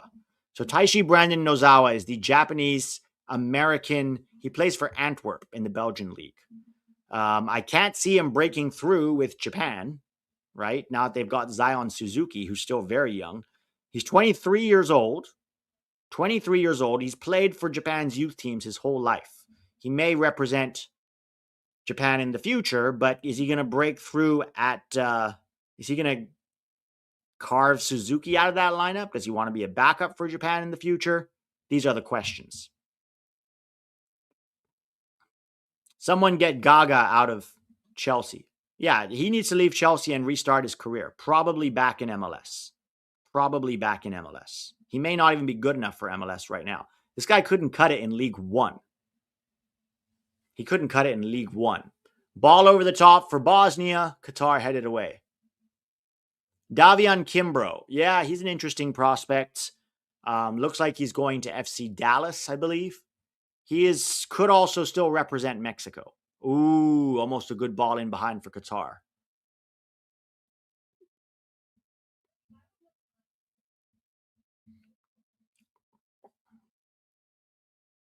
League One like England? Yeah. He played for Barnsley in League One and did not look good.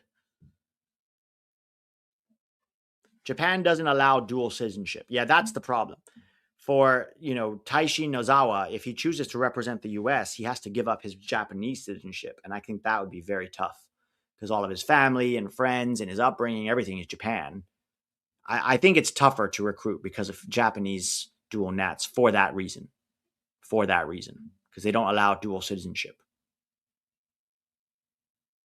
Are we definitely playing the winner of this match? Yes. If this match has a winner, we will face them. Bosnia, almost with another ball in behind.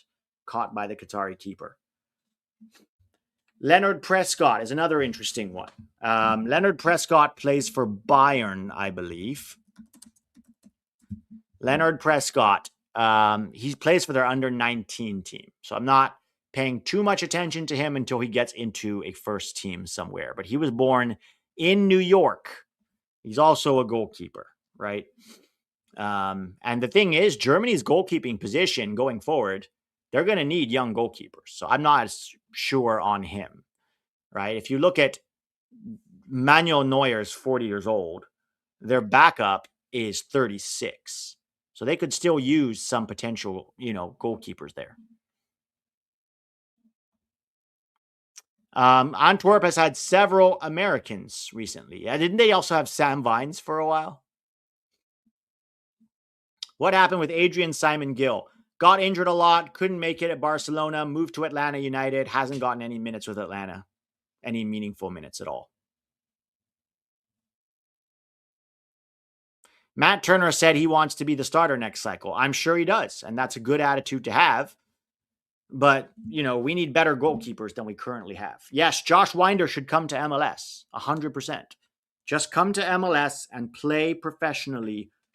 Get out of Benfica's academy. You've been there for too long. You haven't made progress. You keep getting injured.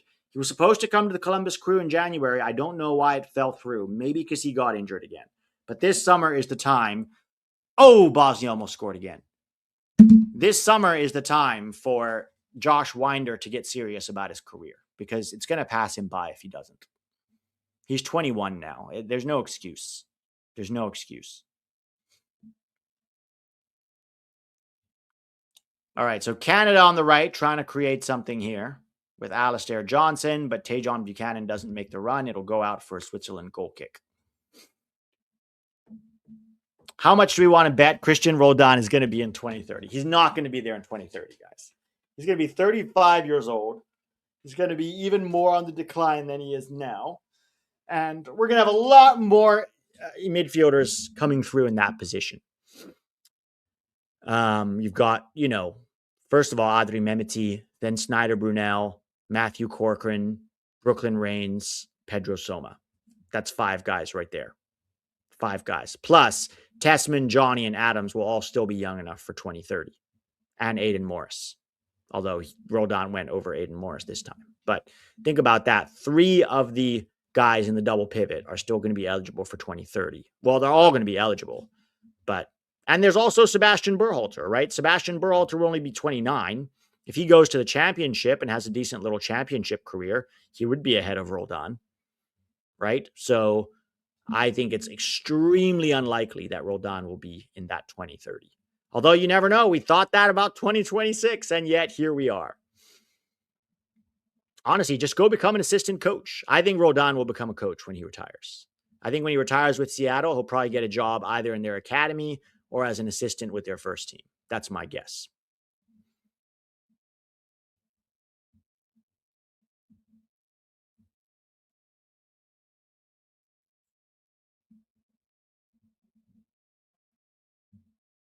Canada with a cross. Oh, not quite close enough.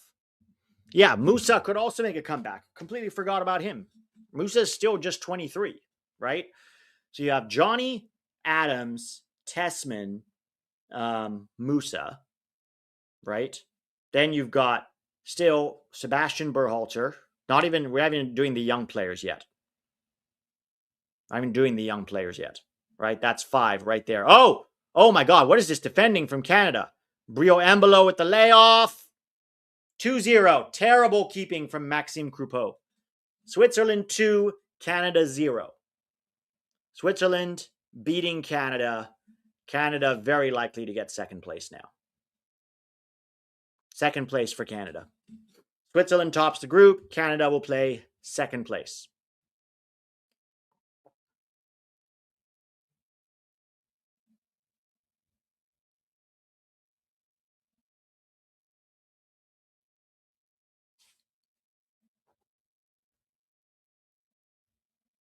Yeah, that was really bad from Canada.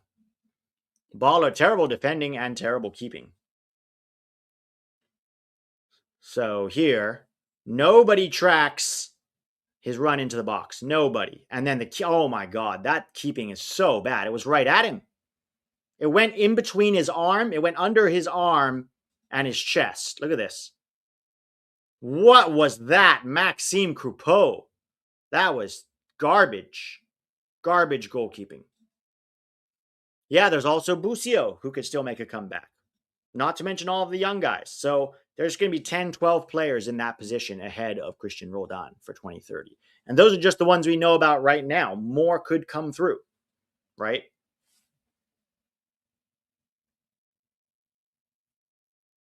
Going to bed before watching any more of the Canucks gives me daymares. All right.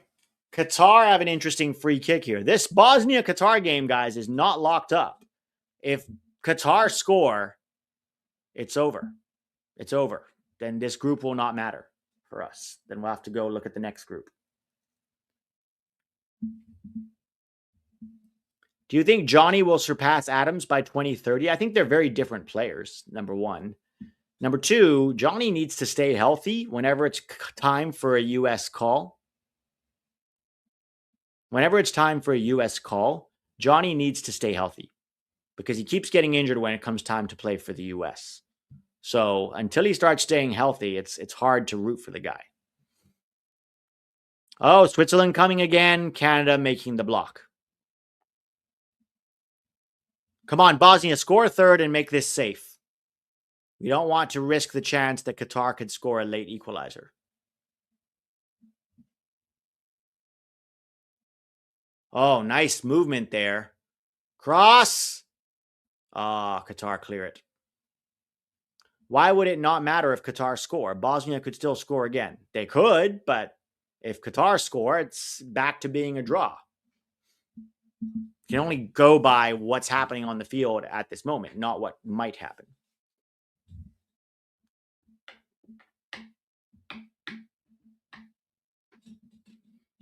Do you think Kevin Sullivan will become a nailed-on starter for Philly soon? Yeah, I think he will be. I think he will be for the second half of the season. Steven Spada, I think it's important that we do well in the World Cup. Yeah, no shit. It would be great for recruitment and development for our future squad, and also to get more people in this country into soccer. Here comes Qatar. Akram Afif from a tight angle. Side netting. Side netting. Woof. Is Qatar eliminated if they lose? They're eliminated if they lose or draw. If they lose or draw, they are eliminated. Their only hope is to get a win here, and they're currently losing 2-1. Throw in for Canada. Switzerland clears it. Tajon Buchanan. That's a corner for Canada. No, it's definitely not over at all, guys. It's definitely not over.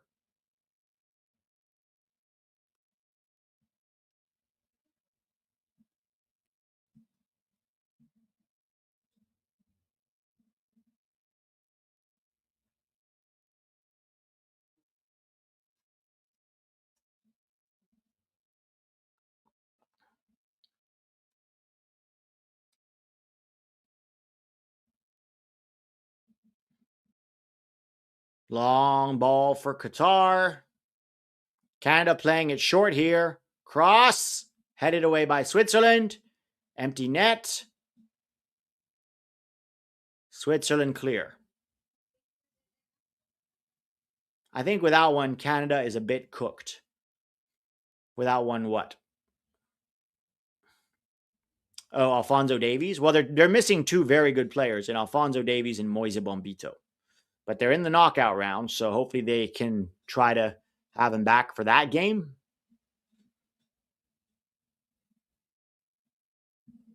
So Digital says Miles Young is a USL 2 player. He's decent, but not that great. Oh, I mean, yeah, call me when, he does something in MLS at least. Kone is a big miss for them too. Yeah, Ismail Kone's injury hurts them. For sure it does.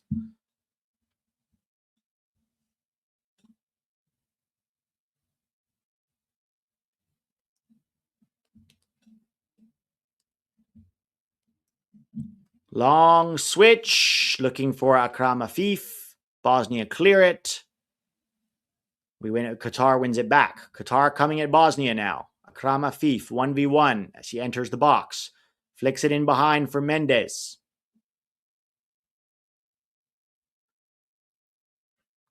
Jonathan David is missing too. Balogun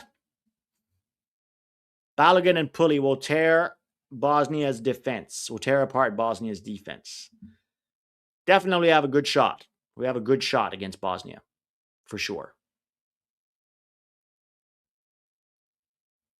Shot from Qatar from outside the box. Goes over the bar. Man, what are Qatar going to do?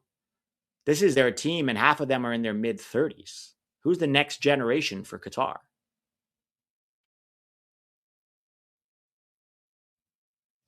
Davies, Bombito, and Kone are in their top 8 players. Yeah, 100%.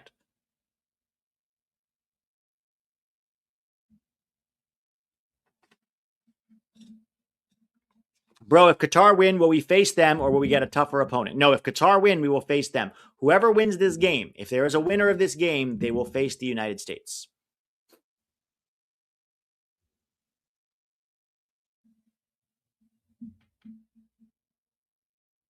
Pete, would you give Pulisic 20 minutes tomorrow to keep him sharp? Yes. Or just rest him entirely and not risk it? No, I would give him 20 minutes, 20, 30 minutes off the bench just to get him up to game speed again, right?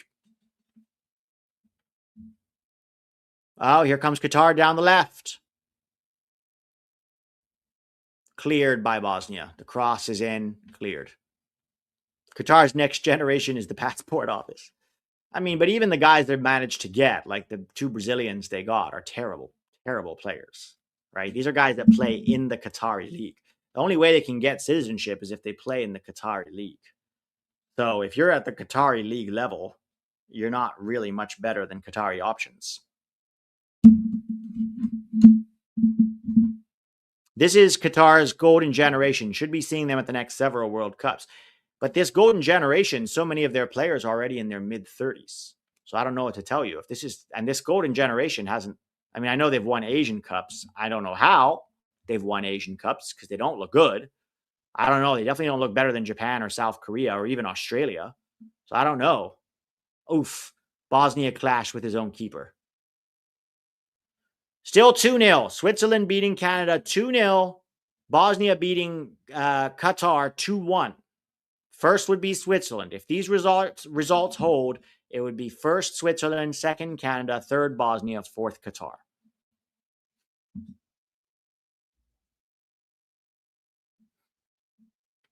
Canada could get South Korea. That is true. Oh, no. Whatever happened to old Josie Zardoz? It's a rhetorical question, Pete. Like the way I spelt his last name. Nobody cares. Where is he? Is he a USL? I wonder where he is now. Or is he retired? He's got to be retired, right? How old is this guy? Oh, he's 34.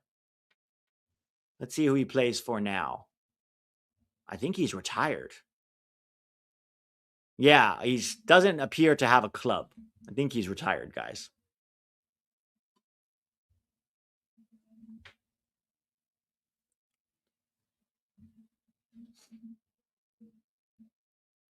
Qatar rig it. That's why they won.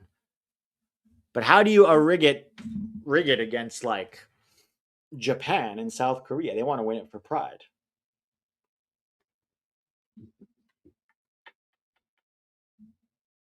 If these scores hold, wouldn't it be Swiss, Bosnia, Canada, Qatar? No, because Bosnia and Canada would have the same amount of points. They would have 4 points each. So then the first tiebreaker is head-to-head. It was a 1-1 draw. The second tiebreaker is goal difference. Canada's goal difference right now is +4. right? Bosnia's goal difference is -2. I just joined, Pete. What are the scores? Bosnia's beating Qatar 2-1. Switzerland's beating Canada 2-0.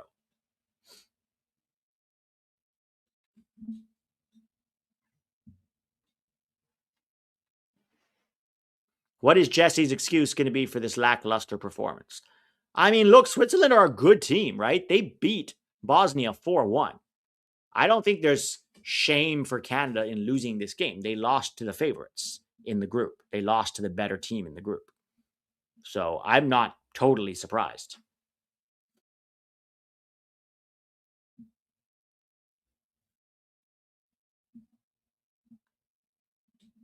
Oh, Dzeko got pulled and doesn't look very happy about it. Edin Dzeko was pulled and was throwing his water bottle on the bench. He doesn't look happy. Dang.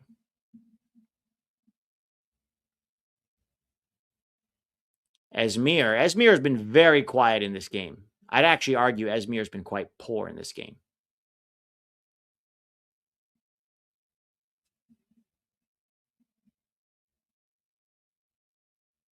One of the Bosnian players are mad because he got in sub. Not just one of the players, Edin Dzeko, the captain and best player.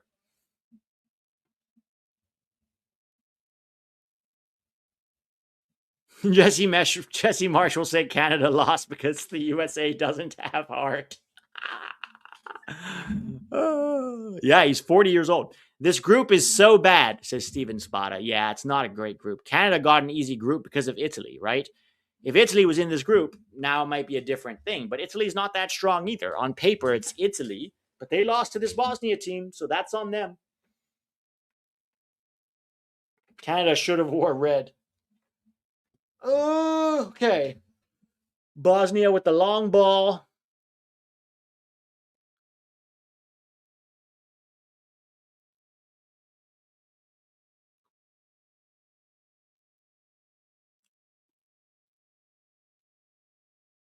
Swiss is currently number 17 ranked teams. I don't put a lot of stock in FIFA rankings because they're not very realistic to me. They're just based on some very arbitrary criteria.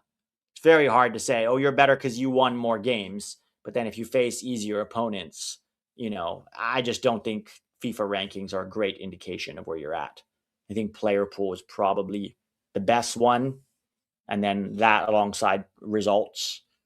But you can't weight all the results the same.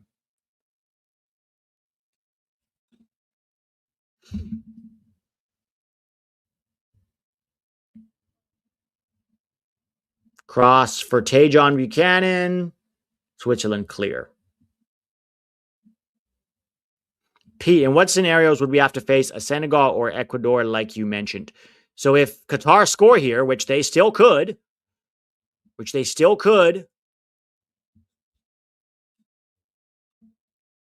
corner for Qatar. If Qatar score and this game ends in a draw, then neither Bosnia nor Qatar would make it through.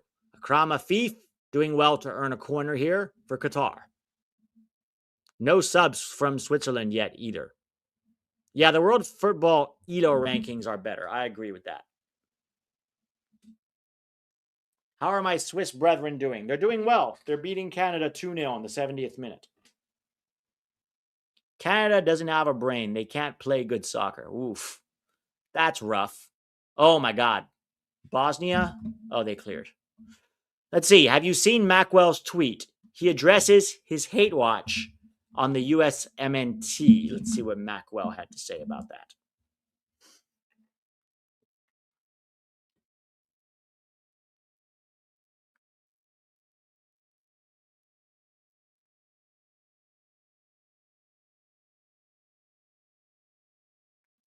Macwell. I don't know if I'm following him on Twitter, to be honest.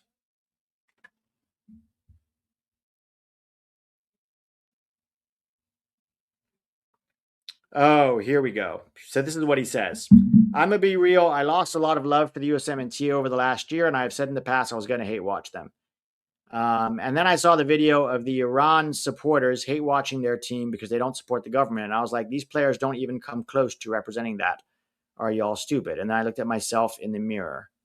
Lots of love has been lost, but I realize more now that it's skewed me from the actual reason why we support this country. Yes, there's a lot of fucked up shit. Yes, this administration is actively hurting communities I personally interact with. Yes, I want Dave Portnoy to one day to be sent to the deepest depths of hell. But the more I think about it, the more I've realized that's actually an even better reason to support the USMNT. With our administration bastardizing what it means to be American, it's our job to show that's not the case at all. Blah, blah, blah, blah, blah. I still fucking hate Christian Pulisic, though, and that annoying ass Stan account. Whatever, dude. I don't support the U.S. or don't. I don't need 4 paragraphs explaining why or you do or don't.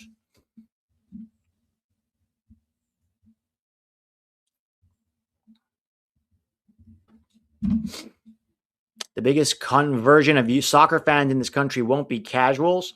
It will be people who like soccer but don't support the U.S. Yeah, 100%. 100%.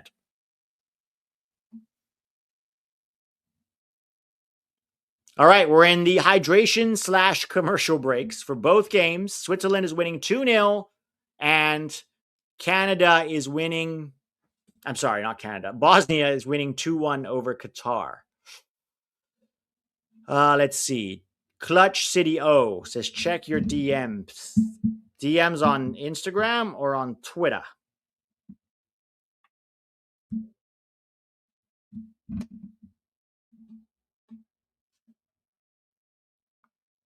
I support the soccer team. I hate the government. It's that easy, people. Yeah, 100%.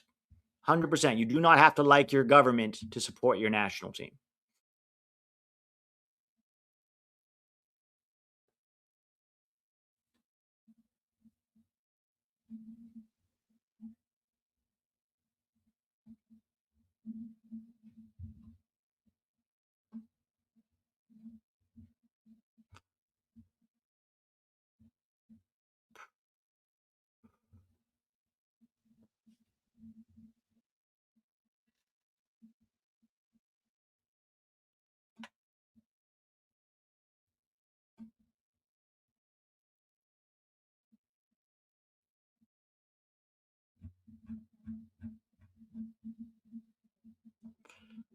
Okay, so Switzerland has made some changes here.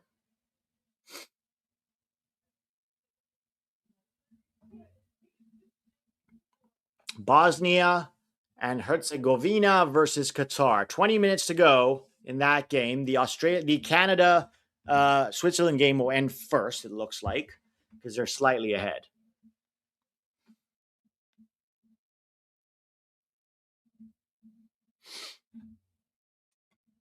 Yeah, guys, hit the like button if you haven't already done so. Hit that like button.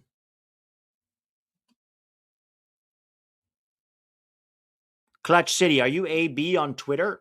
If you're telling me to make you a mod, I can't make you a mod here. I have to make you a mod on YouTube before I go live on StreamYard. So I can't make anybody a mod while I'm live.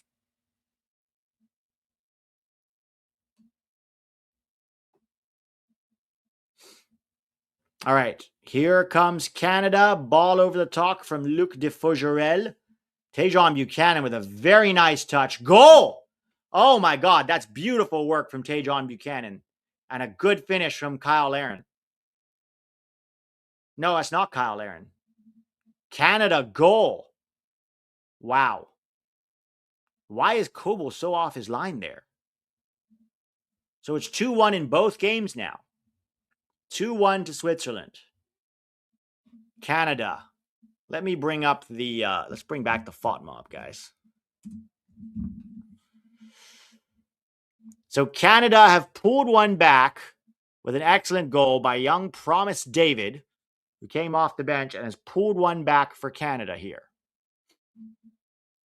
Bosnia are winning over Qatar 2-1.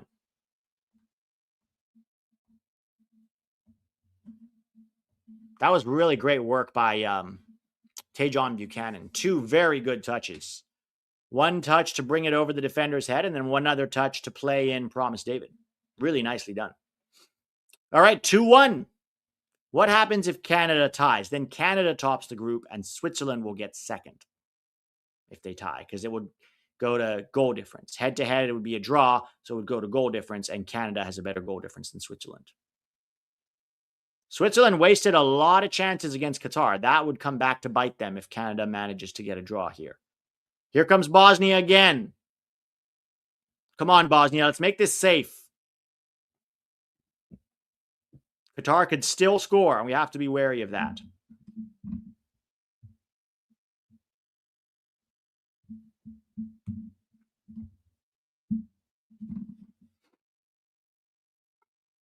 All right, goalkeeper. All right, corner for Canada here. Corner headed away by Switzerland.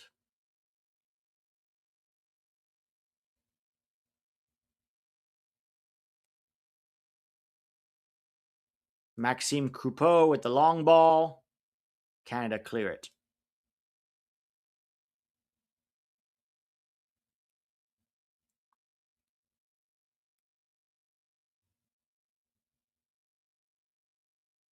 Where is Tack? Tack is resting. He's got 2 streams later. He has the Brazil stream and the Mexico stream.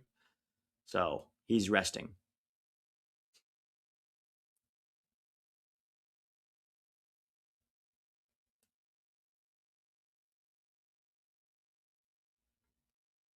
It's important Canada advance if they want a chance to win a knockout round or two. I mean, I think even second, you still have a chance to win. I don't know who they match up with. Does anyone know who Canada matches up with? Potentially South Korea's group, right? Tack going to be live at 6 and 10. All right, here comes Bosnia. Canada have a free kick. Esmir's coming in for Bosnia, shoots way over the bar. Canada free kick. Oh, just wide there. Just wide there by Luc de Fogarel. No, it's Derek Cornelius. Cornelius heads just wide for Canada. That could have been 2-2. Wow. If they draw, Canada wins the group. And then all 3 CONMEBOL teams will have topped their groups. It looks like. It looks like. And Mexico plays Czechia. Mexico plays Czechia later tonight. I'm spending the evening with Tack. Somehow I doubt that, Spicy Jeff. Somehow I doubt it. Just a gut feeling. If Canada's second, then they get second in Korea's group. But if they get first, then they could potentially play a third place team.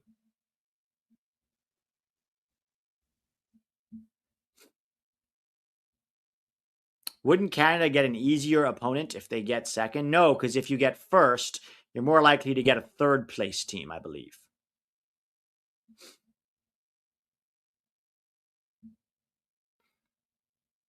Also, yeah, they would be at home. If they get first, they would play at home in Vancouver. Otherwise, they would play in LA. Thank you. ICANN has good game. ICANN has good game.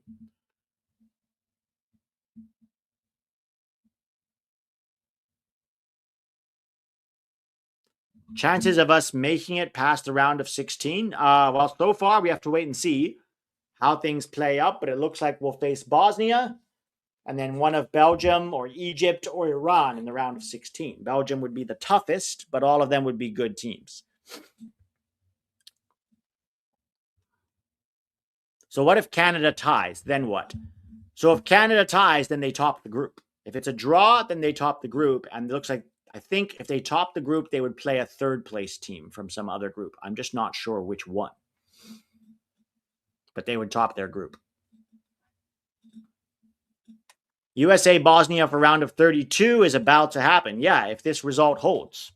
If this result holds. But let's not count our chickens before they're hatched. Pete, Senegal could finish third and we play them round of 16. Yeah, that is true. We could end up playing Senegal in the round of 16. That'd be a tough game too. Senegal and Belgium would both be very tough.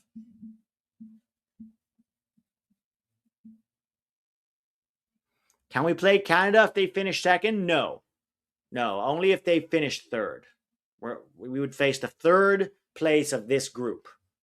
which right now Canada, it's 99.99999% impossible. 99.9% impossible for Canada to get third. The goal difference is just too much, right? Canada's goal difference right now is +5. In fact, I'm going to go out and say it's impossible. It's impossible. It'd be +5 versus -2. There would have to be 7 goals scored between the two games in the last 10, 12 minutes. Just not going to happen.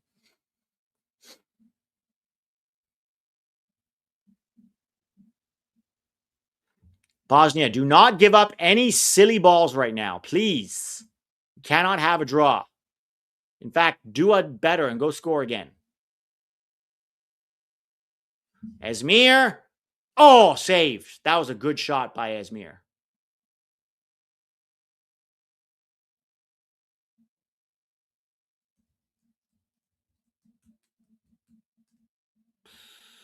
And shoot.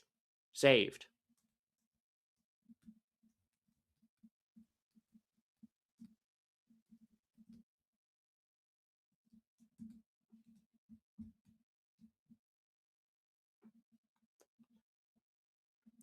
Corner for Bosnia, guys. Corner for Bosnia.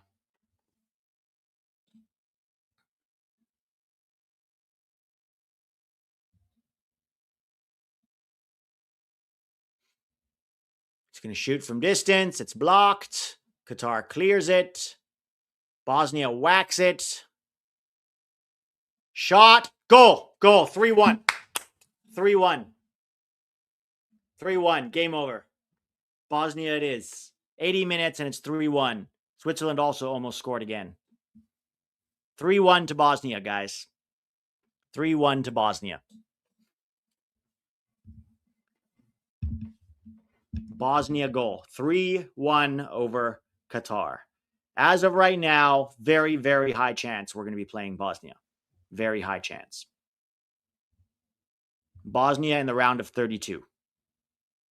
Yeah, terrible keeping. Man, this Qatar team are awful. Awful. They have conceded 10 goals in 3 games. Think about that. And to be honest, it should have been more, but the Swiss wasted a bunch of chances on Qatar. If this is Qatar's golden generation, man, I don't know what to tell you. It's kind of a disaster.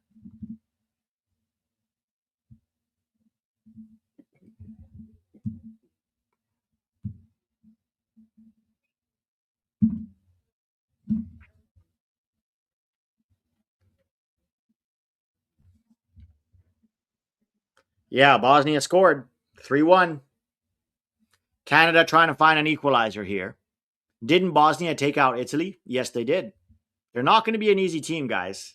Anyone underestimating Bosnia should think twice about that. It's not going to be an easy team. We are the favorites and we have better players, but this is not an easy team in any way, shape, or form.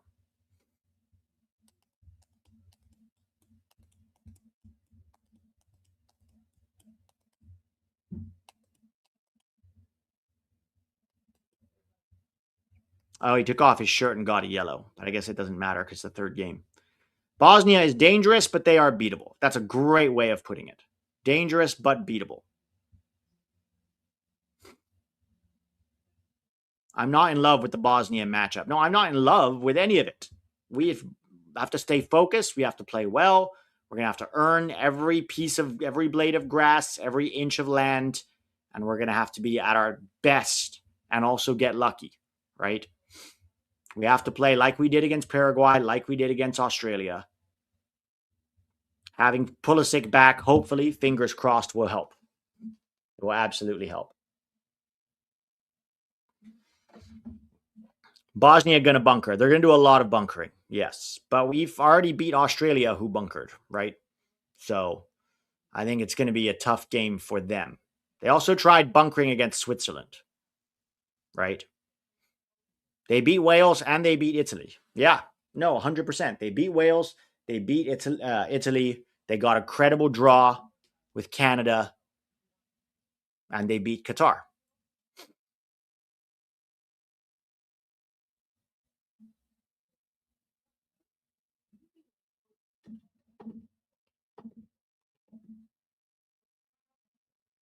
All right, guys.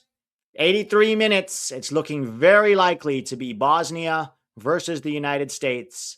The Yanks, as we decided yesterday. Bosnia versus the Yanks in the round of 32.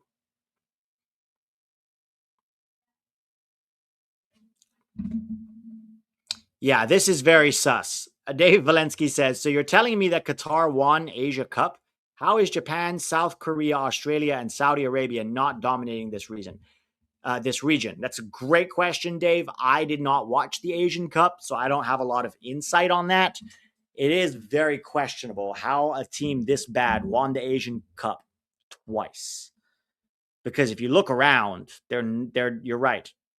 Saudi's better, Australia's better. At least though there are at least 4 teams in Asia better than this Qatar team. There are at least 4 teams better.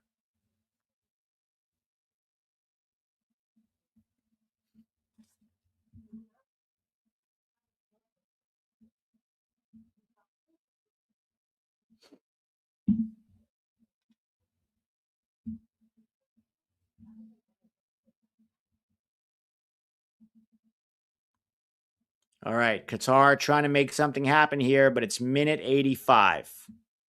Minute 85. Canada's also pushing for an equalizer here. That's actually the more interesting game at the moment because they want to try to top this group.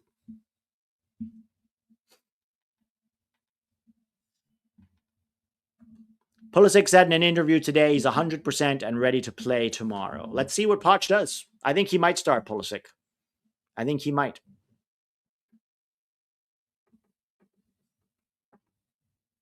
Do you think a lineup of all bench players can beat Turkey? Yeah, provided Miles and Roldan aren't on the field.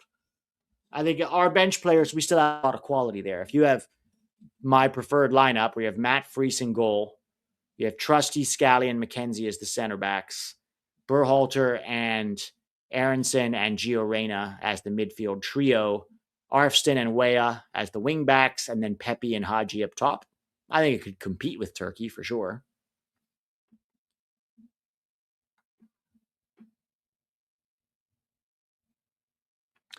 How is China not smoking them just on size? Smoking who? Oh, Asia?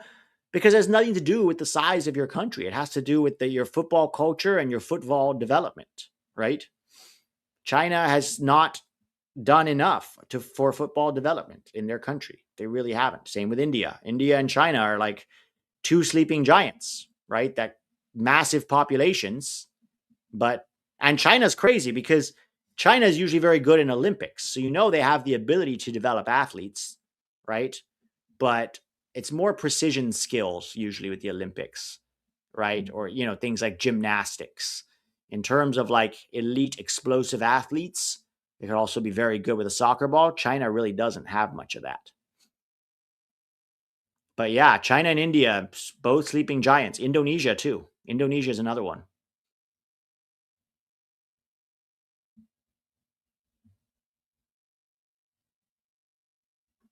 Yeah, I don't think Roldan will play tomorrow, guys, because he hasn't trained for the last 2 days and he's with a muscle injury and his status is day to day.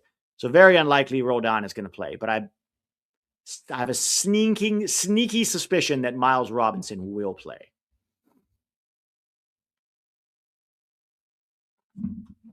Early predictions on Korea, Canada knockout. That's going to be a tight game. Here come Qatar.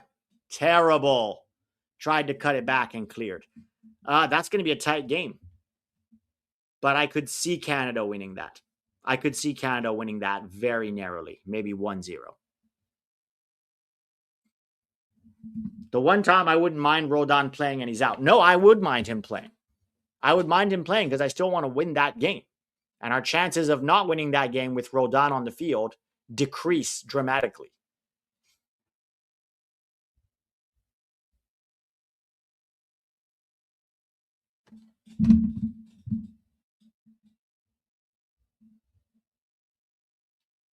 The only miles I want to see are thousands between him and the field.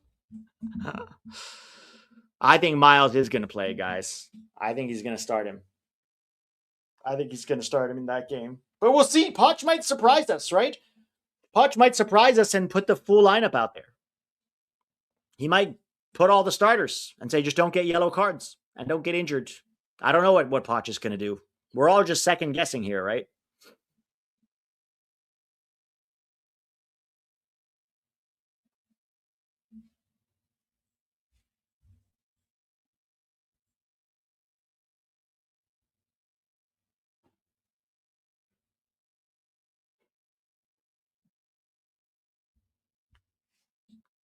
All right. Qatar.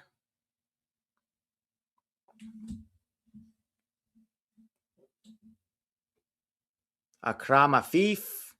Trying to make something happen here. There's 2 minutes left in regular time. And then we got probably 5-6 minutes of added time. There's no way I would risk anyone with a yellow. Yeah, neither would I. Balogun, Richards, A-Rob, and Adams would not be on that field at all. Not 1 minute in this game. Not once. Oh, Canada almost scored. Oh, Promise David with a good header. Saved by Kobel. Canada almost scored. Pretty decent. Pretty easy save, I have to say, though. Is staying with Amorim better than MLS? Yeah, 100%. Would love a European move for Pully. Yeah, 100%. Staying with Ruben Amorim would be way better than coming to MLS because you're staying in top 5 league, right? If he gets a move, I'd say Bayern. Bayern sells Michael Olise to Real Madrid for 6 figures and then brings in Pully for 40 million. That could be very interesting. And I think Pully would cook in the Bundesliga.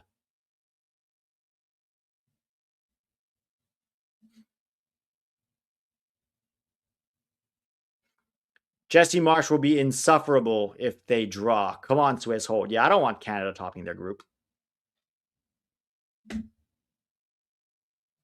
How do we get Pully and Ballo to go to Fulham?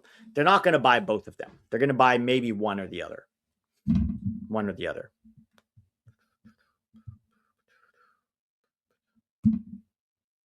All right, Canada with a long throw. Alistair Johnson going to take this one. They're like 4 minutes into 6 minutes of added time, so they have very few chances left.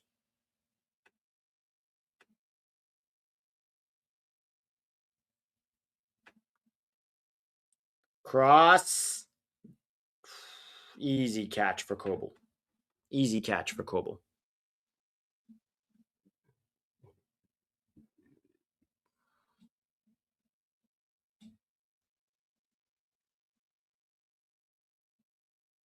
Bayern won't sell Olise.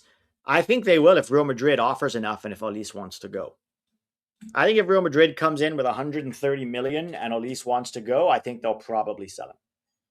Because for 130 million, you could bring in 3 very good players.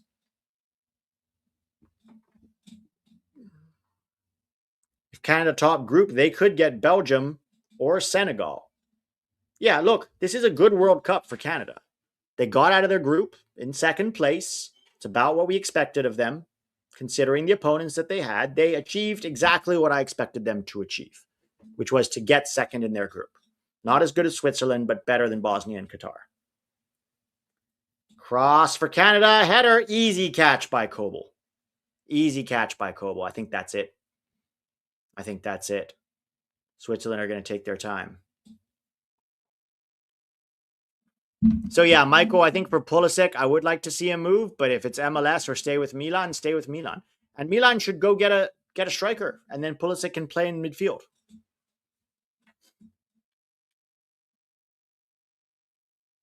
Yeah, they did it without Davies and Bombito. No, it's a good World Cup for Canada so far. Getting out of your group, which they've never done before. They've never even gotten a World Cup point before, right?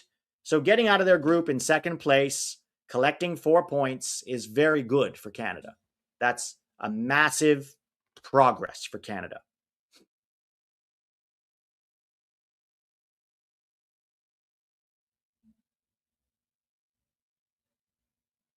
Qatar trying to do something here. Can't really see it. They have to score 2 goals in 3 minutes left. I'd be very surprised. Very surprised.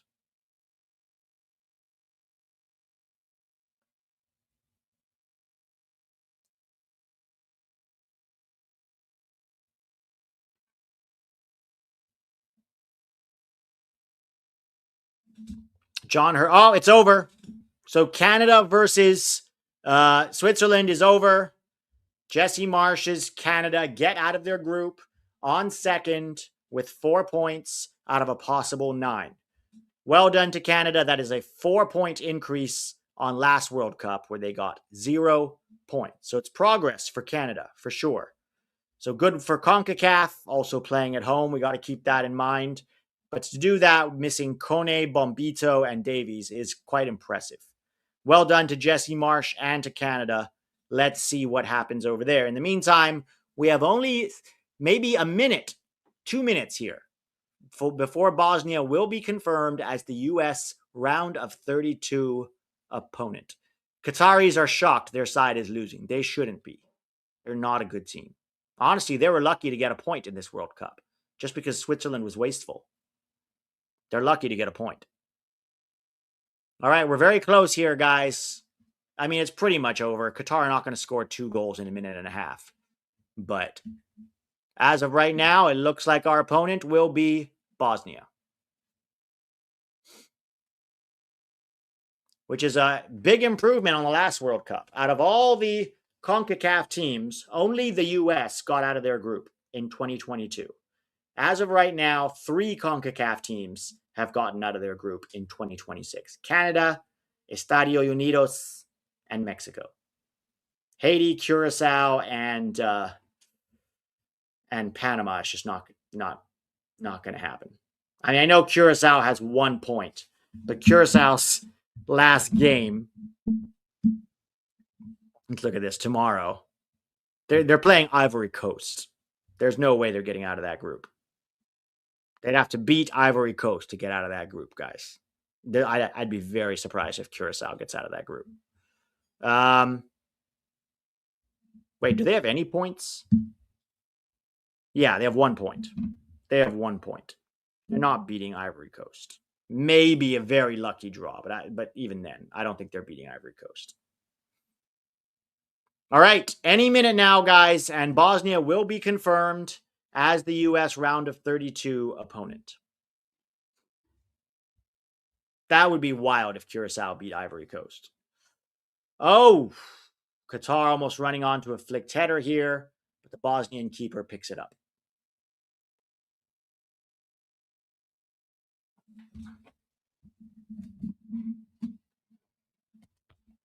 And that's it, guys. Bosnia beats Qatar 3-1 and will be the U.S. opponent in the round of 32, guys. It is a great day. Check out the Patreon if you want more analysis, guys, and to help to continue to support the channel. The link is in the description below. Hit that like button. Hit that subscribe button. I will see you all over at Tax Stream for the Brazil-Scotland game. Tomorrow, I'm going to do the Ivory Coast, Curacao, Ecuador, Germany group decision day. And then obviously we have, the U.S. later in the day. All right, guys, that's it from me. Have a great one. I'll see you all tomorrow.